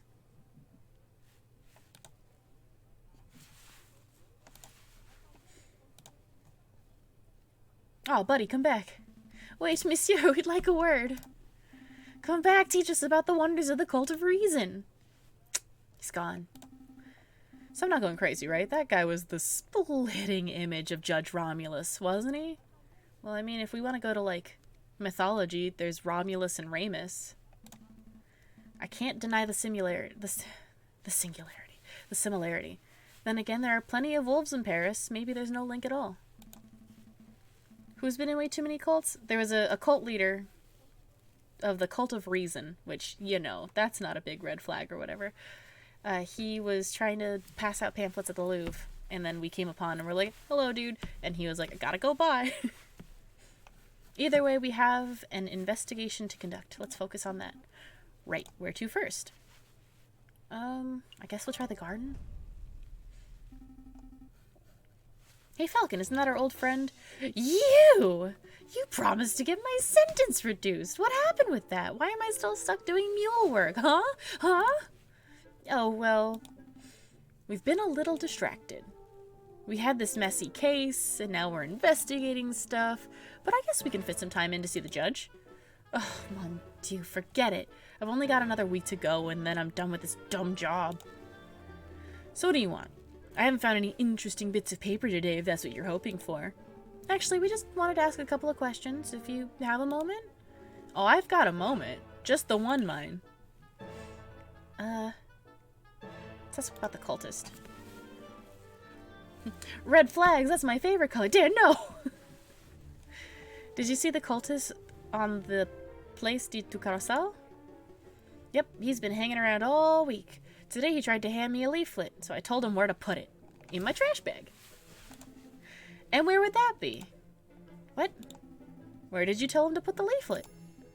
Oh, I see, never mind. Monsieur Robineau, what do you know about that guy? What's his story? His story? How should I know? He's just a cultist loser. The Louvre attracts those kinds of crazies all the time. I see. Did you two want something else? Maybe tell me about an uprising? Monsieur Robineau, do you know about an uprising? You mean like a rebellion? Yeah, I've heard rumors. There's a lot of uneasy people in Paris. What kind of rumors? Boof is definitely Lord Boof cult leader. It's true, we're all gonna be hanging out in the cult. Oh, actually, I can do this, can't I? Can I do this? Can I do this? Does this work? Can I do this?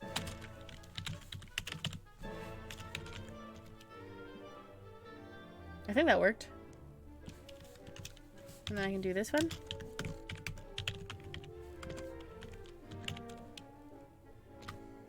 Yeah, I can do this. Okay, cool. Haha.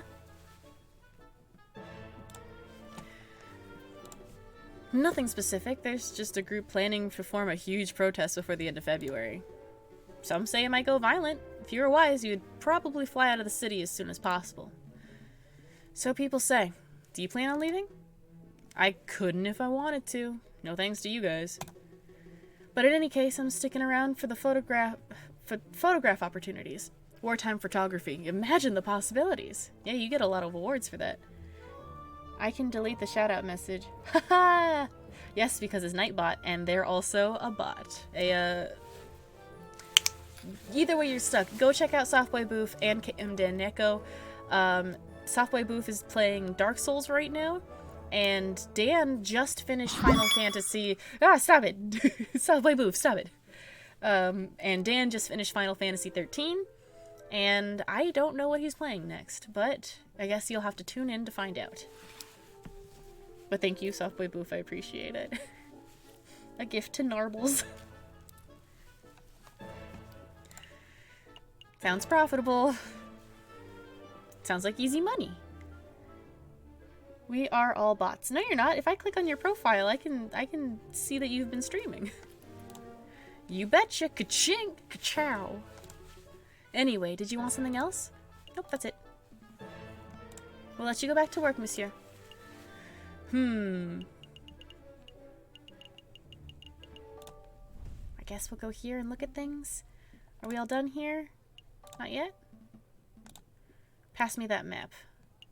Oh, that's the, Let's go here. Back at the old Salle du Tibre. Don't speak French. Still don't see anybody around to interview. Yeah, I can't imagine this room being of any use to us unless we need any priceless Roman artifacts, of course. I'm just checking. Don't sass me, game. I'm a paid actor.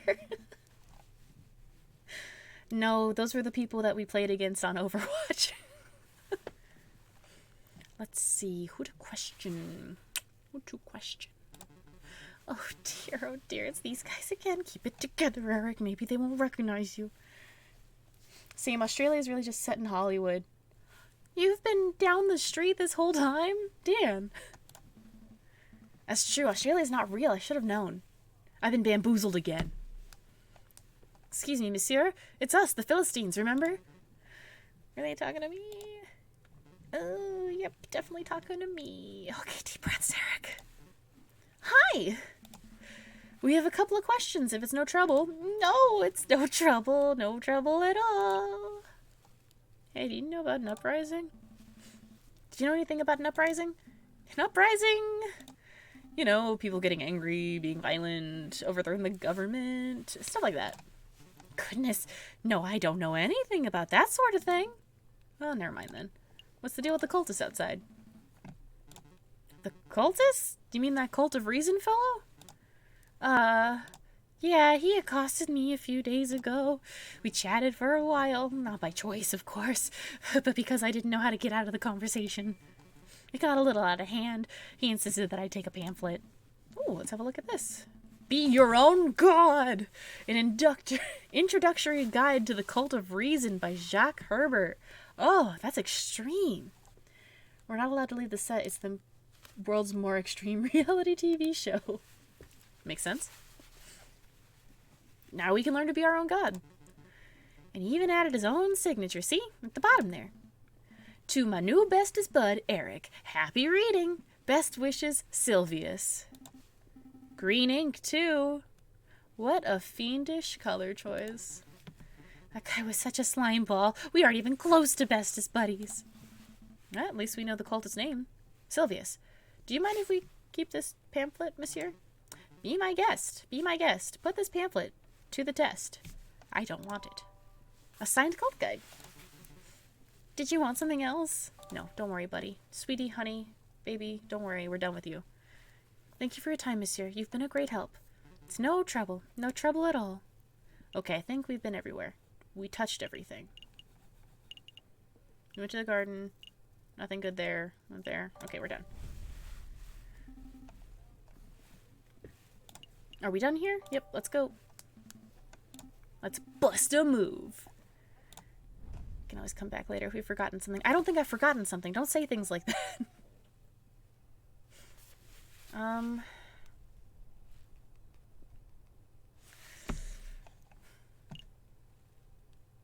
We'll go to the hospital, I suppose. Because I know we have to go to the hospital. There he is, Sparrowson. Go ahead. Say what you need to say. Excuse me, Dr. Farley? I just wanted to thank you for, giving me the antidote and making me well and stuff. Oh, it's no trouble at all. Sparrowson, wasn't it? Of course. There is the small matter of the debt. Right. Let's see. 1 hospital bed, 1 dose of specialized antidote, expert medical care from the attending physician. The total comes to 500 francs. I got $70 to my name, my dude. I can't do that.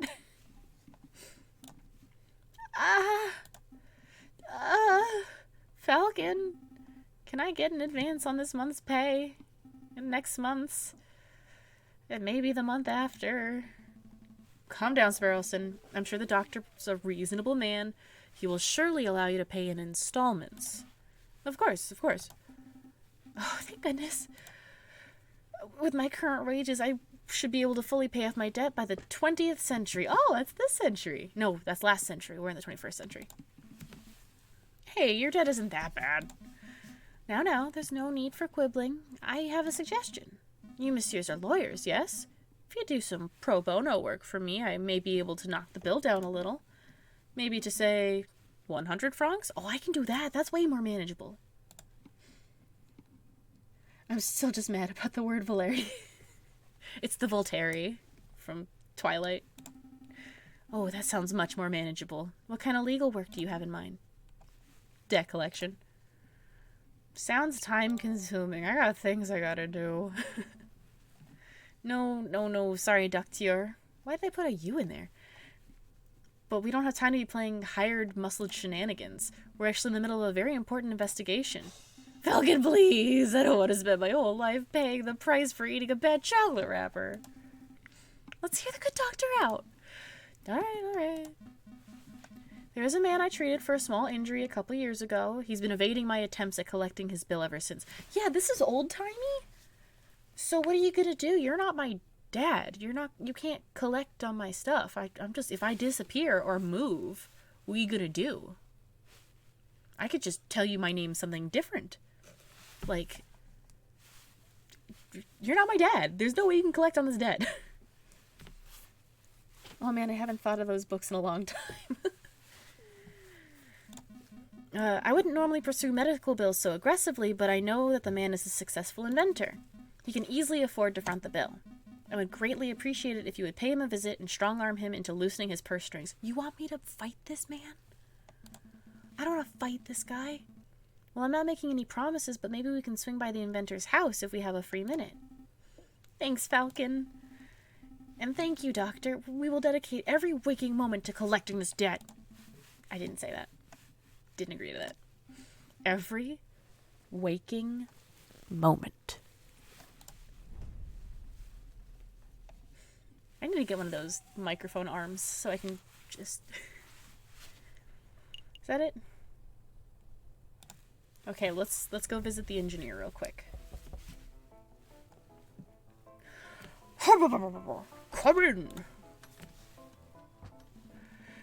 Are you Monsieur Gustave Chauvet? Chauvet. I am, and you are? Lawyers, let's talk. We're lawyers sent on behalf of Dr. Falray. We're here to collect a debt that you owe. It's time to pay up, monsieur.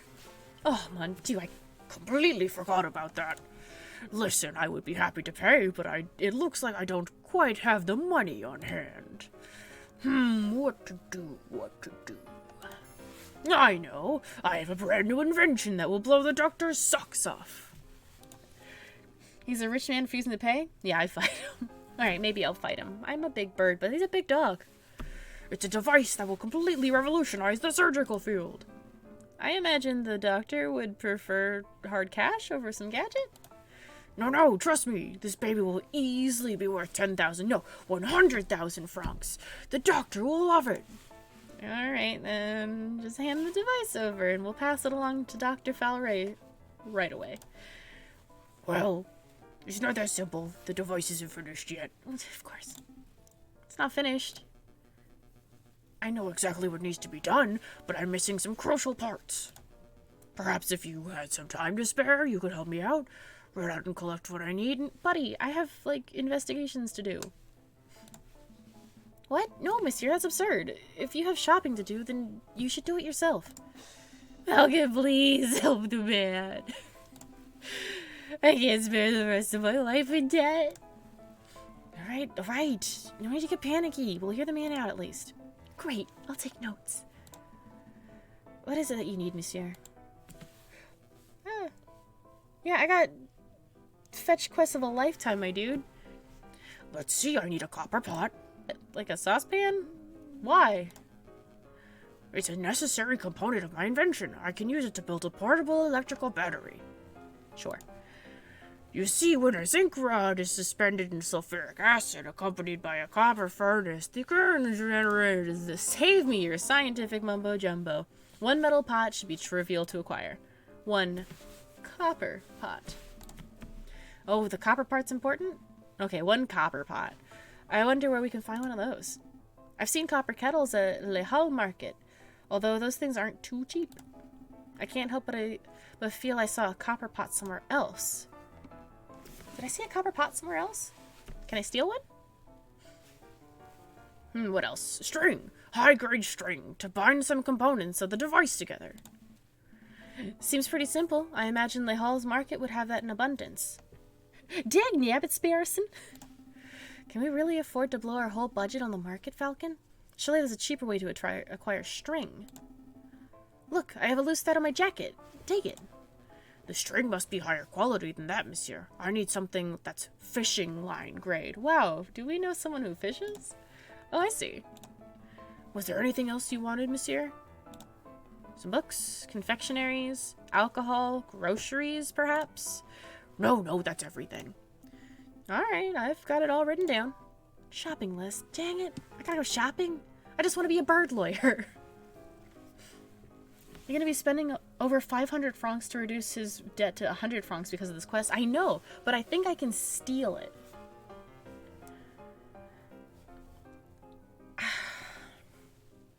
I know I can steal the pot from somewhere, and I could probably get the fishing line.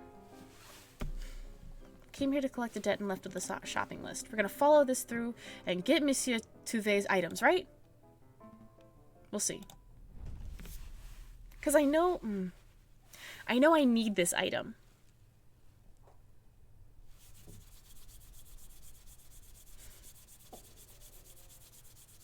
Okay.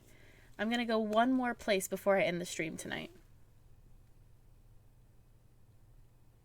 Oh, it's the 31st. Okay, I'm gonna go back and do this then.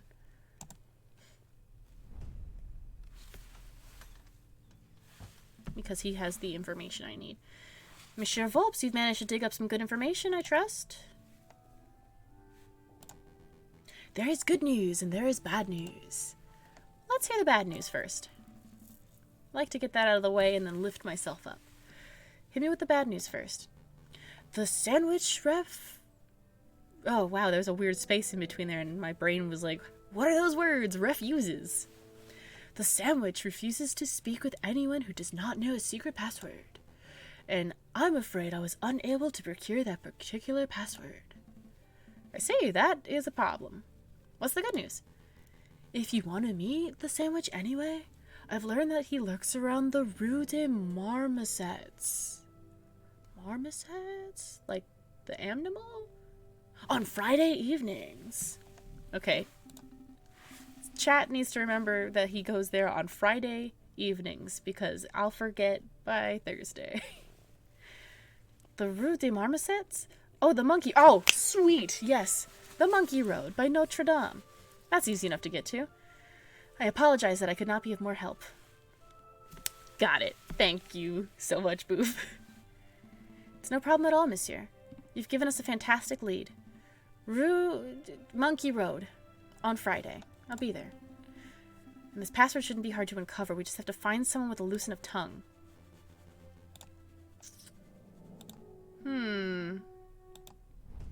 Where can I go to do that? I lied. I'll do one more place because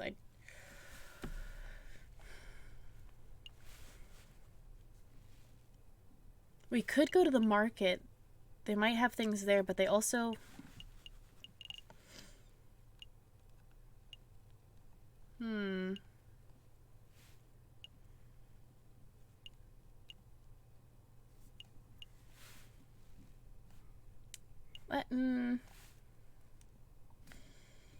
God, I don't remember. I played this game a long time ago. And I know that I need to speak with someone in particular to get this code word, but I don't remember where. Oh, crud. I went to the dang... I just realized I went to the Louvre too quickly. We'll go back to the Louvre real quick. We're visiting this place. Okay, something of use to us. Really? Alright, let's take a look around. Okay. This wouldn't do it. It looks like it's made of iron and would be too heavy to move anyways. How ironic. That's not... Never mind. Is it this thing? Yes, this urn. I remember it. It's the one that smelled of chocolate. Yes, but more importantly, it's made of copper. No, I could go check my memory, but you guys yelled at me last time I did that. Why is that important? Oh, I see. You're thinking of Monsieur Trouvé's request. He wanted a copper pot, didn't he? This would do nicely. But this is a museum piece. We couldn't just take it. Couldn't we? I don't know. Could we? Unless... I mean, we could save some money. We could. You want to be a museum robber, Sparrowson? It's been my lifelong dream. Marvelous. Put this urn under your coat. It's not going to fit under my coat. You're already weirdly shaped. No one's going to see anything out of the ordinary. Hey. The copper urn has been sneakily added to my evidence folder. This is exciting. What else shall we steal? Nothing. We're gonna leave before we draw suspicion. How about a painting? Just a small one that no one will care about. Like the Mona Lisa. Let's steal the Mona Lisa. Let's not. No yelling. I use guides all the time. I don't think there's anything else I need. I'm just looking at stuff now.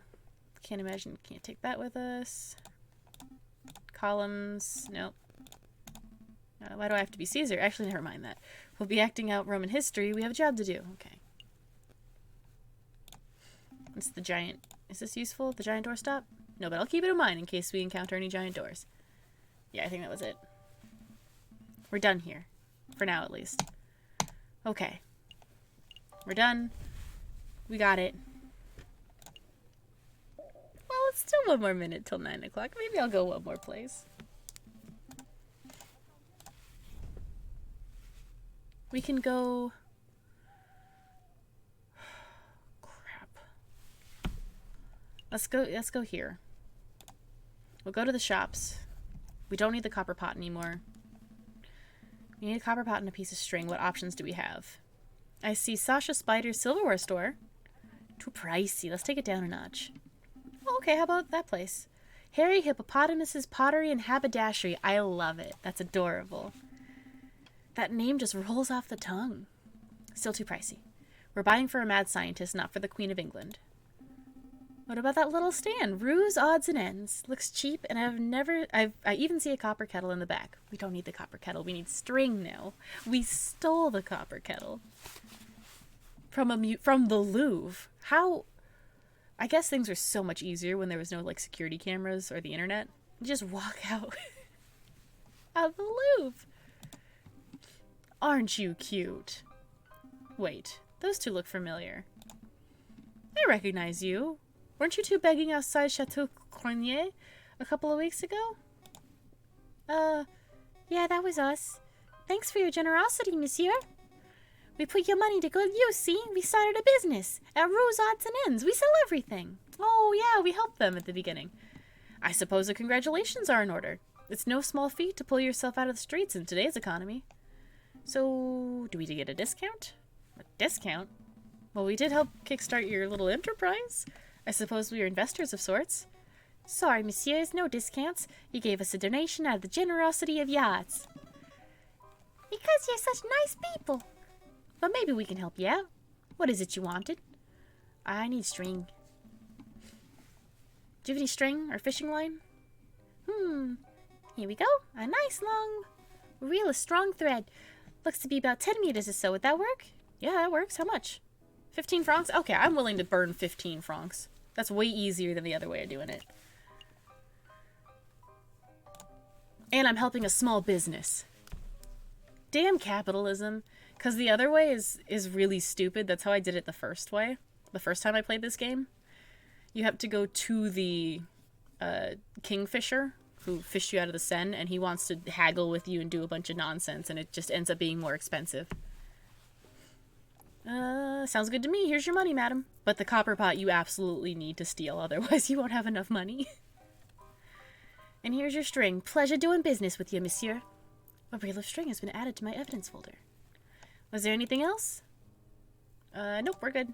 I've got the copper. You'll never get me alive, coppers. Come back soon.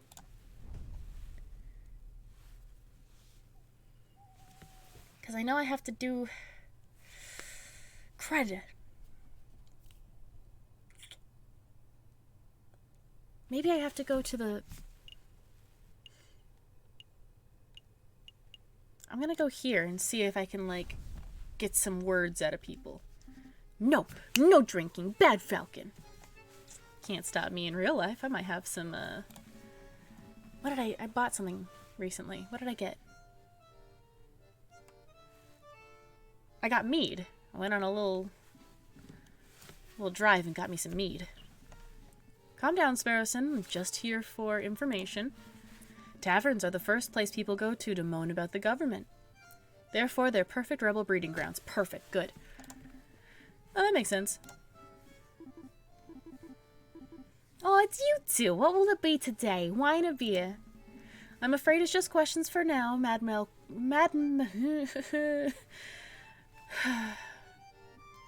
Quilted Northern. We're just looking for a man called the Sandwich. Have you seen him? No, that name doesn't sound familiar at all. Monkey Street on Friday. Never forget. Okay. Have you heard of any of your patrons bad-mouthing the government? Oh, I clicked out of the window. Heck yeah, mead night. Of course. This is a tavern, hun. If people couldn't come here to grope and talk about politics, where else would they go? That's true. But has anyone stood out? Well. Oh. Just between you and me, the pair on the drinking floor have been acting very shifty. Now, I'm not saying they are or they aren't rebels, but they're doing far too much talking and not enough drinking, if you know what I mean. I think I do. Thank you, madame. Let's see where to go. To the drinking room. The room for drinking. And that's when the mademoiselle told me to put the order in. No idea where she's keeping him, though.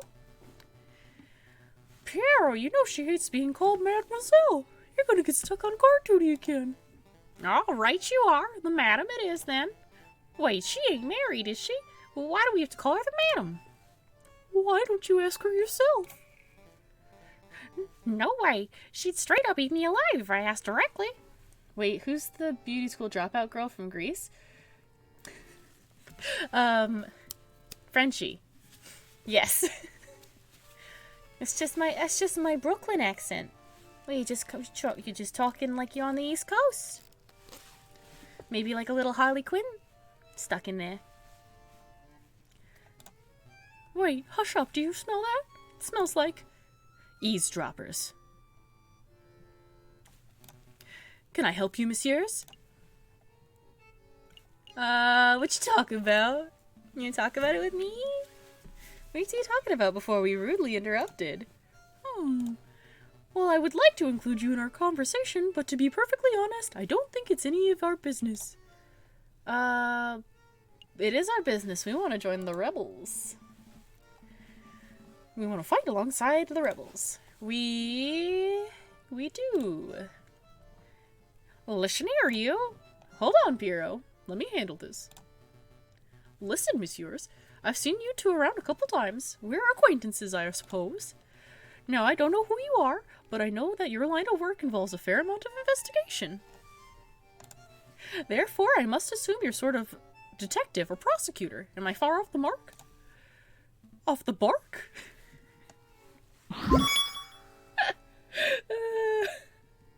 Hey!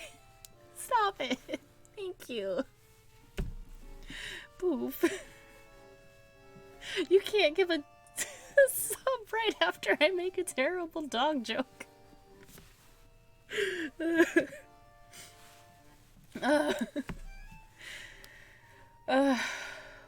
Well, as I thought, now I don't claim to be part of any secret rebel alliance. I've never heard of such a thing.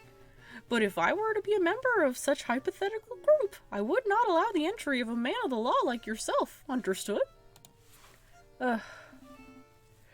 Damn, that's a solid shutdown. Oh no, I got a hair in my eye.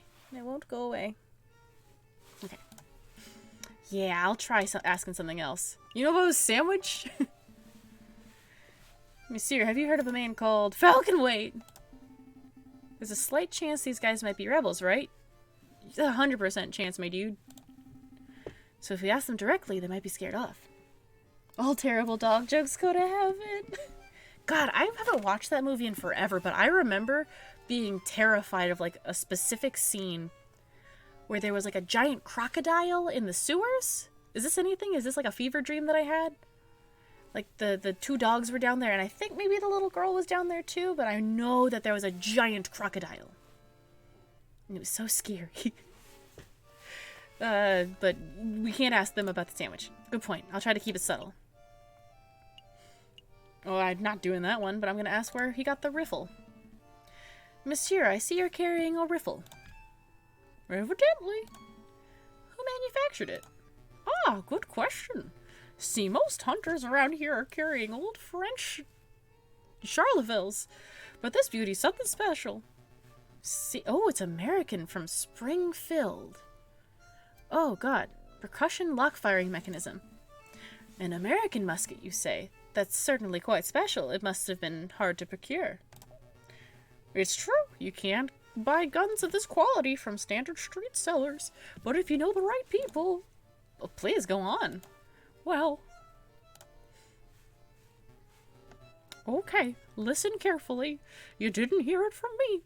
But to meet the sandwich... Actually, it'd be foolish of me to explain in public. It would be much easier if you take this. The Book of Judges. What is this, some sort of law book? The book's subject is not important. Just take it. Oh, I see. It's the Book of Judges from the Bible. Old Testament stories and of God smiting people and stuff. I appreciate the gift, monsieur, but I'm not religious. Nor am I. Then why are you... Just take it, you idiot! Bible books are what we use to pass around them code phrases, now don't we? Code phrases? Piero, please. I'm trying to be low-key, and I can't do that if you're mouthing off that big beak of yours. Alright, you are. Try to forget what my friend said. Just, with a little searching in the contents of the good book, you should be able to get what you desire. Is this a religious metaphor? No, monsieur, I'm being very literal. Book of Judges, okay. Oh, crud, yeah, there's a bunch of stuff you gotta do. But to be honest, I have no idea how this is supposed to lead me to the gun salesman. I see. Well, I hear there's an excellent friar, who performs Bible readings at Notre Dame Cathedral. Perhaps if you show the man your new book, he'll be able to find you a particularly spiritual passage. Are you sure this isn't all a religious metaphor? I feel like you're trying to convert me. I assure you, I'm as secular as they come, monsieur. Friar at Notre Dame Cathedral. Thank you, monsieur. I'll take a note. Was there something else you wanted?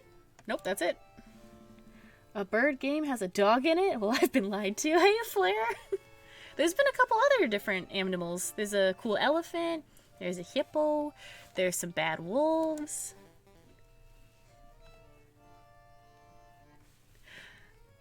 Nothing, get out of here already. You two seem like decent fellows. You shouldn't get involved in this rebellion business. Just do whatever you need to do with the sandwich and get out of Paris. That's what a smart person would do. I appreciate the advice, monsieur. I'm not gonna play 21 again. I'm gonna leave. There's an elephant. I can't go to the elephant's house right now. Yep, let's go. Let's make a move. Okay. I'm good. Today's Thursday. Crud. Okay, so I can't, which means I can't. Fridays is when I have to go to the Monkey Road, but I don't have the password to go to the Monkey Road yet.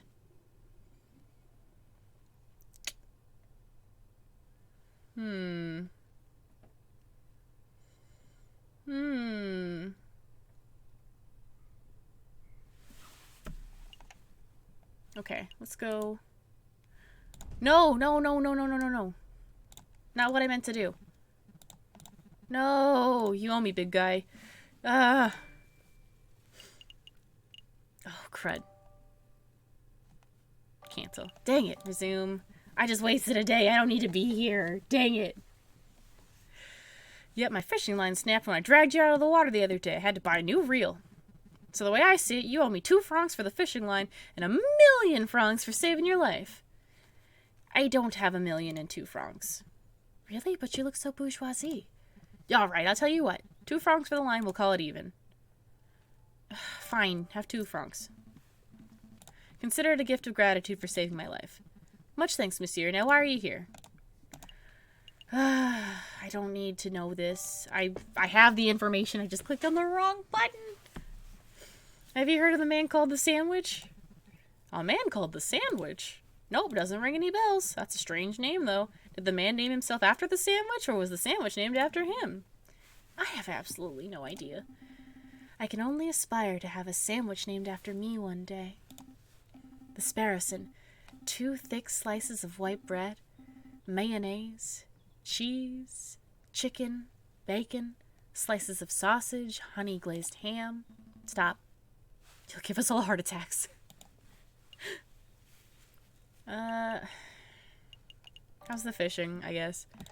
Got anything good today? Not a kipper. This new fishing line's really good, but I've run out of bait, so it's practically useless by itself. Well, that's quite an issue. Yeah, I don't need the fishing line. I already bought stuff. I didn't mean to come here. Monsieur, yeah, I'm gonna skip through this text because it's all filler. I don't need this. Damn the man witch. I don't care. Yeah, and I said it. I'm not. 10 francs. Okay. You're right. It costs 1, but I had a little markup. A little bit. Yeah, I don't know.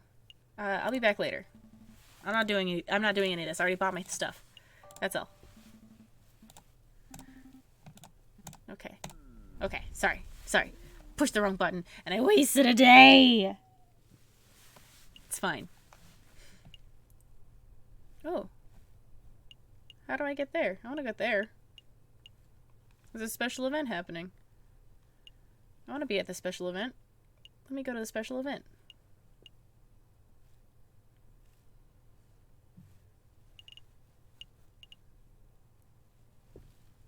Yeah. Oh, no.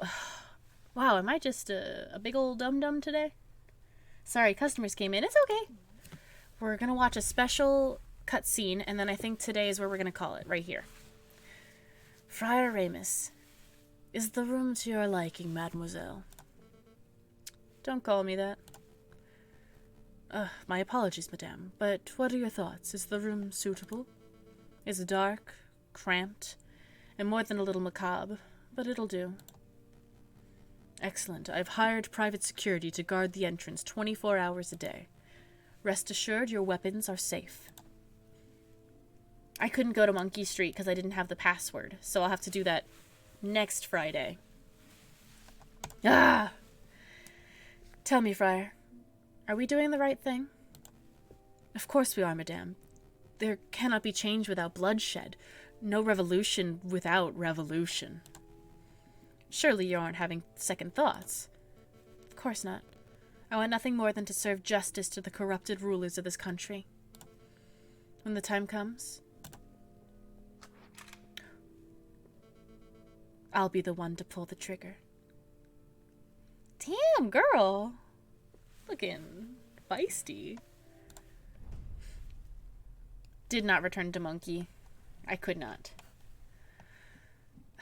Should I just go and get the password now?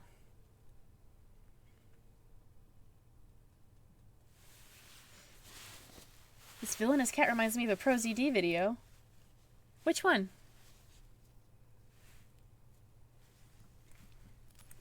Should I just go get the password? That way I have it next time.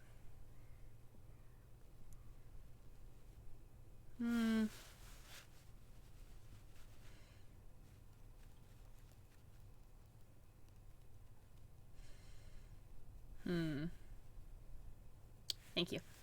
Alright, I will just ask chat then. Should we keep going to get the password, or are we all done for the night and we'll come back and maybe Saturday we'll have... Oh, yes, not the password. I think I know what the password is from my previous playthrough, like, years ago, but I don't have the information.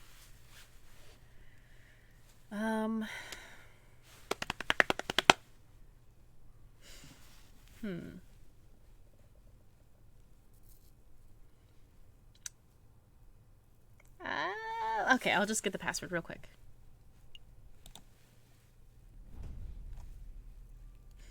Falcon and Sparrowson step into the grand atrium of the Notre Dame Cathedral. Scaffolding lines much of the crumbling outer wall. Unperturbed, a handful of devotees are silently kneeled in thought. Here for a little prayer, are we, Falcon? I had no idea you were the religious type. Don't be silly. I'm following up on Fontaine's lead. We must find our mystery friar.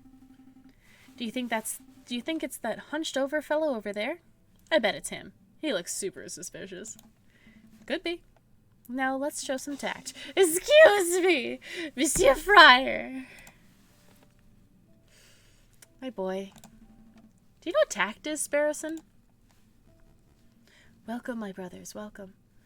All are welcome under the roof of the house of God. Are you here to confess your sins, or perhaps you wish to join in our services?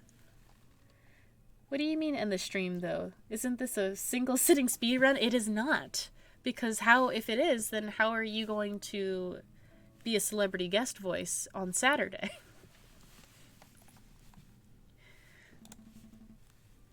Oh shit, a wolf, yes. A 48-hour run. Oh, this wouldn't take me 48 hours.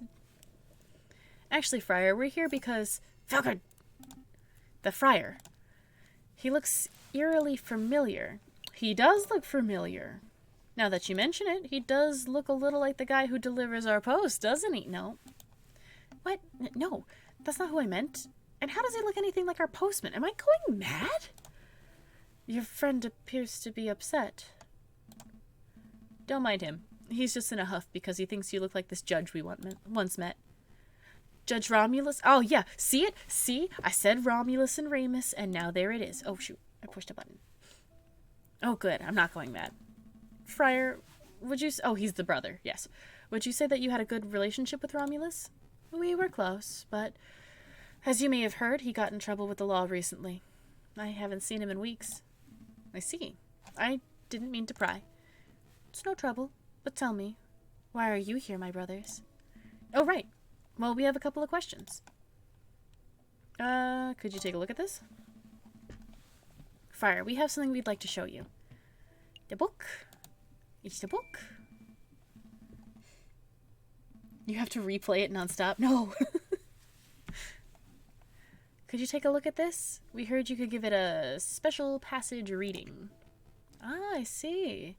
You have your own copy of the Book of Judges. I think you will find chapter 15, verse 2, to be particularly enlightening. Let's see. Chapter 15, verse 2. This chapter follows the journey of Samson, the heroic judge with divine strength. In this part of the scripture, Samson is confronted by the men who are angered by Samson's notion of justice. Please, could you read the passage? Okay. 3,000 men of Judah went to the top of the rock, Etam. They said to Samson, Knowest thou not the Philistines are rulers over us? What is that thou hast done unto us? And Samson said unto them, As they did unto me, so have I done unto them. As they did unto me, so have I done unto them. A beautiful sentence, wouldn't you agree? Well, I'm trying to play it cool because I know that he's, like, a bad guy and I need to, like, infiltrate. It's poetic, a beautiful summation of justice. You understand the passage. That's delightful to hear. Yes, Samson was a great judge. Not a judge of today who sits on a high chair and files endless paperwork, but an old judge, a holy judge, a Sophit. I've never heard that word before. I mean, I guess I have because I played this game before, but I don't know that word. It's barbaric. It's whizzes chess. It's cheese day, isn't it? Sophits were to be admired and feared. They made their own judgments and dispensed their own punishments. I'm starting to ramble, aren't I? Okay, let's get back to the point. The key word of the day is Etam. It's the name of the cave where Samson hid, the rock of Etam. Alright, Edom, got it. Make a note. It's like backwards mate, but I'm confused. What do we do with this key word? Sparrowson, you dumb big idiot. Also, welcome back, Stray. You appear to be intelligent. I'm sure that if you put your faith in the right people, you can uncover the truth. We'll see what we can do. Is there anything else I can help you out with today? Perhaps you wish to make a confession? Tell me about that scaffolding, baby. Is it some sort of construction work going on? That's right. A little repair, a little renovation. Have they repaired the Notre Dame since the big fire? I don't know what happened with that. It's no secret that the cathedral has seen better days. The cult of reason did a lot of damage back in the days of the Revolution. But now we're well on our way to restoring this holy place to its former glory. The cult of reason, the religion of Christianity. Hey, Falcon, what's the difference between a religion and a cult? Don't be rude, Sparrowson. Don't worry, my brother. I understand how it is. To a young person, all ideologies look like gobbledygook in different packaging, now don't they? Pretty much. Then maybe you'll come to learn the differences as you grow up. I promise, some ideologies are worth following to the very end. But let's not talk any more about cults and ideologies. Did you want anything else? That's all. It's BS that they got so much money, I'll tell you what. Yeah, especially with Brazil. Was it Brazil? Oh, crud. My brain can't remember where the Amazon is, and I'm an idiot. Yeah, with the Amazon being on fire, and Australia being on fire, and just... oh, boy. I think we're done. Thank you for your time, Friar. Go in peace, my brothers. They probably did. People spent more money on that than the Brazilian. Okay, I was. Right. And Australian wildfires. It's such nonsense. They should... But I've been seeing news reports that Australian wildlife and, nature has been coming back in certain parts, so that's been good. Brazil, so much information and misinformation's been coming out that it's hard for me to be like, I can't keep up with that.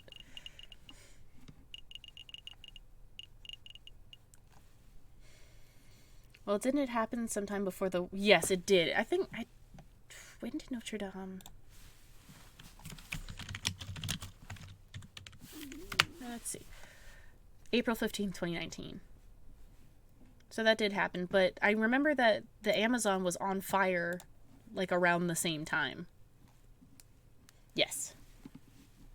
So, I mean, could have been better on that, a little quicker on the draw for other things. Man,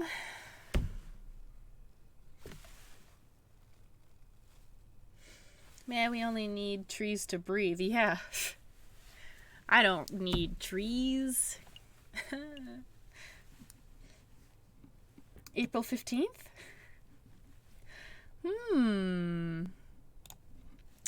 Weird. When did... Yeah, that was April 15th. That's the day after the Titanic sank, historically. Humans are gonna evolve into frog people if we wouldn't need oxygen anymore. Frog people, frog people. I replaced air with a gaseous form of whiskey. Oh, that sounds nice. Like I said, I'm gonna have some mead after I'm done playing here a little bit. But trying to figure out if I want to go to one more place. I bet Ashley's excited about it. About turning into frog people.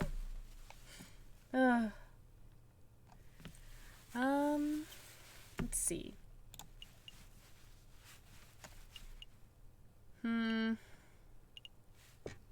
Work. Oh, I don't have a cup, so that way I can make the whoop, whoop, whoop.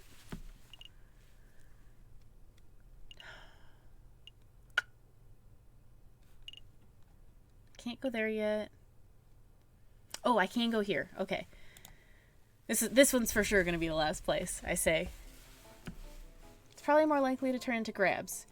Yeah, isn't that so cool? So many different creatures have just turned into crabs. Let me look up the word for that. Word for when things turn into crabs. Carcinization. It's just when things turn into crabs. Yes, I will send that in the Discord later. Which, again, if people would like to join the Discord, there it is.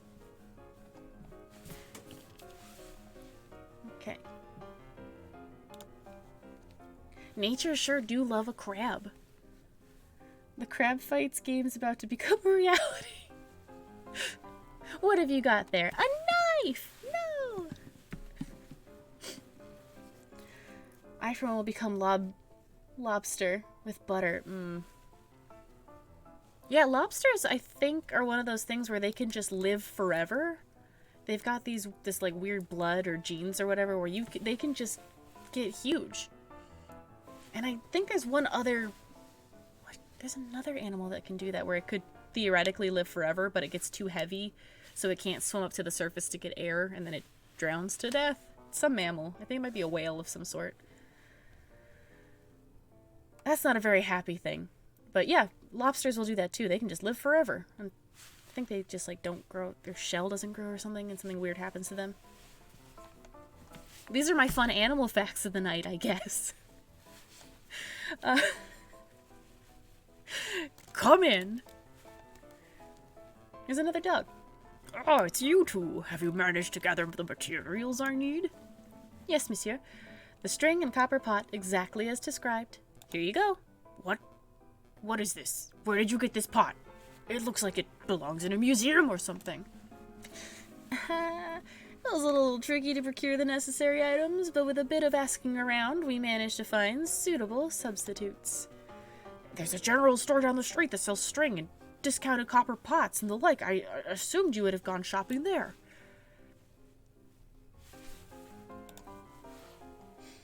Animal facts with Jen, more at 11. Well, no matter. Give me 1 minute and I'll finish assembling the device. I think the gene that degrades and causes us to die does not have that issue. I believe you are correct. At some point they cannot molt properly anymore and die. Supposedly someone is starting a religion based on a giant old lobster. Dang. Because I know that the thing that causes us to die, like from natural causes, is that at the end of our different DNAs are things called telomeres, and they get shorter and shorter every time they have to replicate until there's just no more to go around, which is why our skin becomes less elastic and like we'll get wrinkles and hair turns gray. Telomeres. Anatomy facts with Shell. Oh, with Jen. Ta-da! May I proudly present to you Gustave Trouveau's magnificent explorer extractor surgical device. So we just gotta find a way to recharge our telomeres, yeah. They're already trying to do things like that. It's super, I don't have all of the information at my fingertips right now, unfortunately, but yeah, there you go. Trademarked, patent pending. It looks like a pair of kitchen tongs hooked up to a stewing pot. Agreed. I wasn't expecting something so low-tech and, well, bad. Perhaps a demonstration is in order. One moment, if you please. Psst, Falcon. This string looks like junk. This whole fetch quest has been a waste of our time. I suspected the man was delusional from the very start. I would have to explain why he was being treated by a mental health professional. There's nothing to be done, though. Let's just humor Gustav until we get an opportunity to leave. Just cut our losses. But what about my medical debt? Time for a demonstration. Get ready to have your stockings blown off, messieurs. Ahem. So here we have one regular piece of meat. Imagine that you will as a soldier. Then we'll truly become human in Detroit. Well, newty newt, you must goot. Well, thanks for stopping by, Stray. We're about to end anyways, as soon as I'm done with this nonsense. But thanks for stopping by. Okay, the meat's a soldier. An oddly shaped and potentially tasty soldier. And here we have a small piece of iron. Imagine, if you will, that is a musket ball. So our soldier is wandering through a battlefield, not a care in the world, when all of a sudden, bam! Person has been shot. The musket ball has been embedded in the man's flesh. I'm scared, Falcon. He slammed that metal into the meat like a madman. Quick, messieurs. You're a battlefield medic. The soldier is wounded. You have precious little time. What do we do? Battlefield surgery? I'm no surgeon, but I think most doctors would feel around for the musket ball fragments and then carefully use a scalpel. How archaic! How slow! How imprecise! Now I hear you wondering, Monsieur Trove, surely there must be a better way. There's got to be a better way. I wasn't... Well, wonder no more. Behold, the explorer extractor. Wow, my brain did not want to read that word. Watch as I power up the device. And then as I move the detector component over the meat... Is that thing humming? It is, monsieur. When the electromagnet component of the Explorer extractor detects a piece of iron, the device vibrates and emits a soft hum. I must say, I'm actually impressed, monsieur. A device that can detect metal beneath flesh? That's innovative. I've never heard of such a thing before. Yeah, but why limit it to battlefield surgery? You could repurpose that thing and make sort of a treasure hunting device. That would make you really rich. Hold your horses, messieurs. I'm not done yet. You've only seen half of the device's capabilities, the exploration part. Now witness the second part. Extraction. Did that thing just... Yep, sucked out the bullet like a pip from a grapefruit. Behold, the original piece of iron removed swiftly and precisely from the flesh. So what do you think? Pretty revolutionary, huh? I think that meat looks a lot less appetizing than before. It's practically exploded. I have no idea what to think. Monsieur Trove, you are a strange and mildly terrifying individual, but I cannot fault the innovation of your device. We shall pass it along to Dr. Falray and let him decide its worth.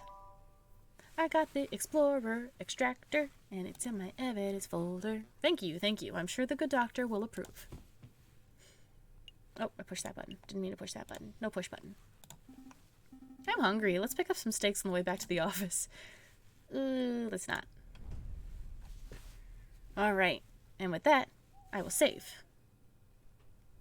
I will save. I will save. And I will quit. Alright. Thank you so much for popping in and watching Aviary Attorney and having a good time. After we're done playing Aviary Attorney, we'll be able to actually use OBS. For some reason, OBS does not want to pick up on Aviary Attorney. We have tried everything, but next time it'll be different afterwards. And then if some people do want to pop on, maybe Saturday, we do celebrity voice guests for this. I think that'd be fun. Yeah. So thanks for vibing and keeping it real, and I will talk to you guys later. Thanks for popping in. Goodbye. Goodbye.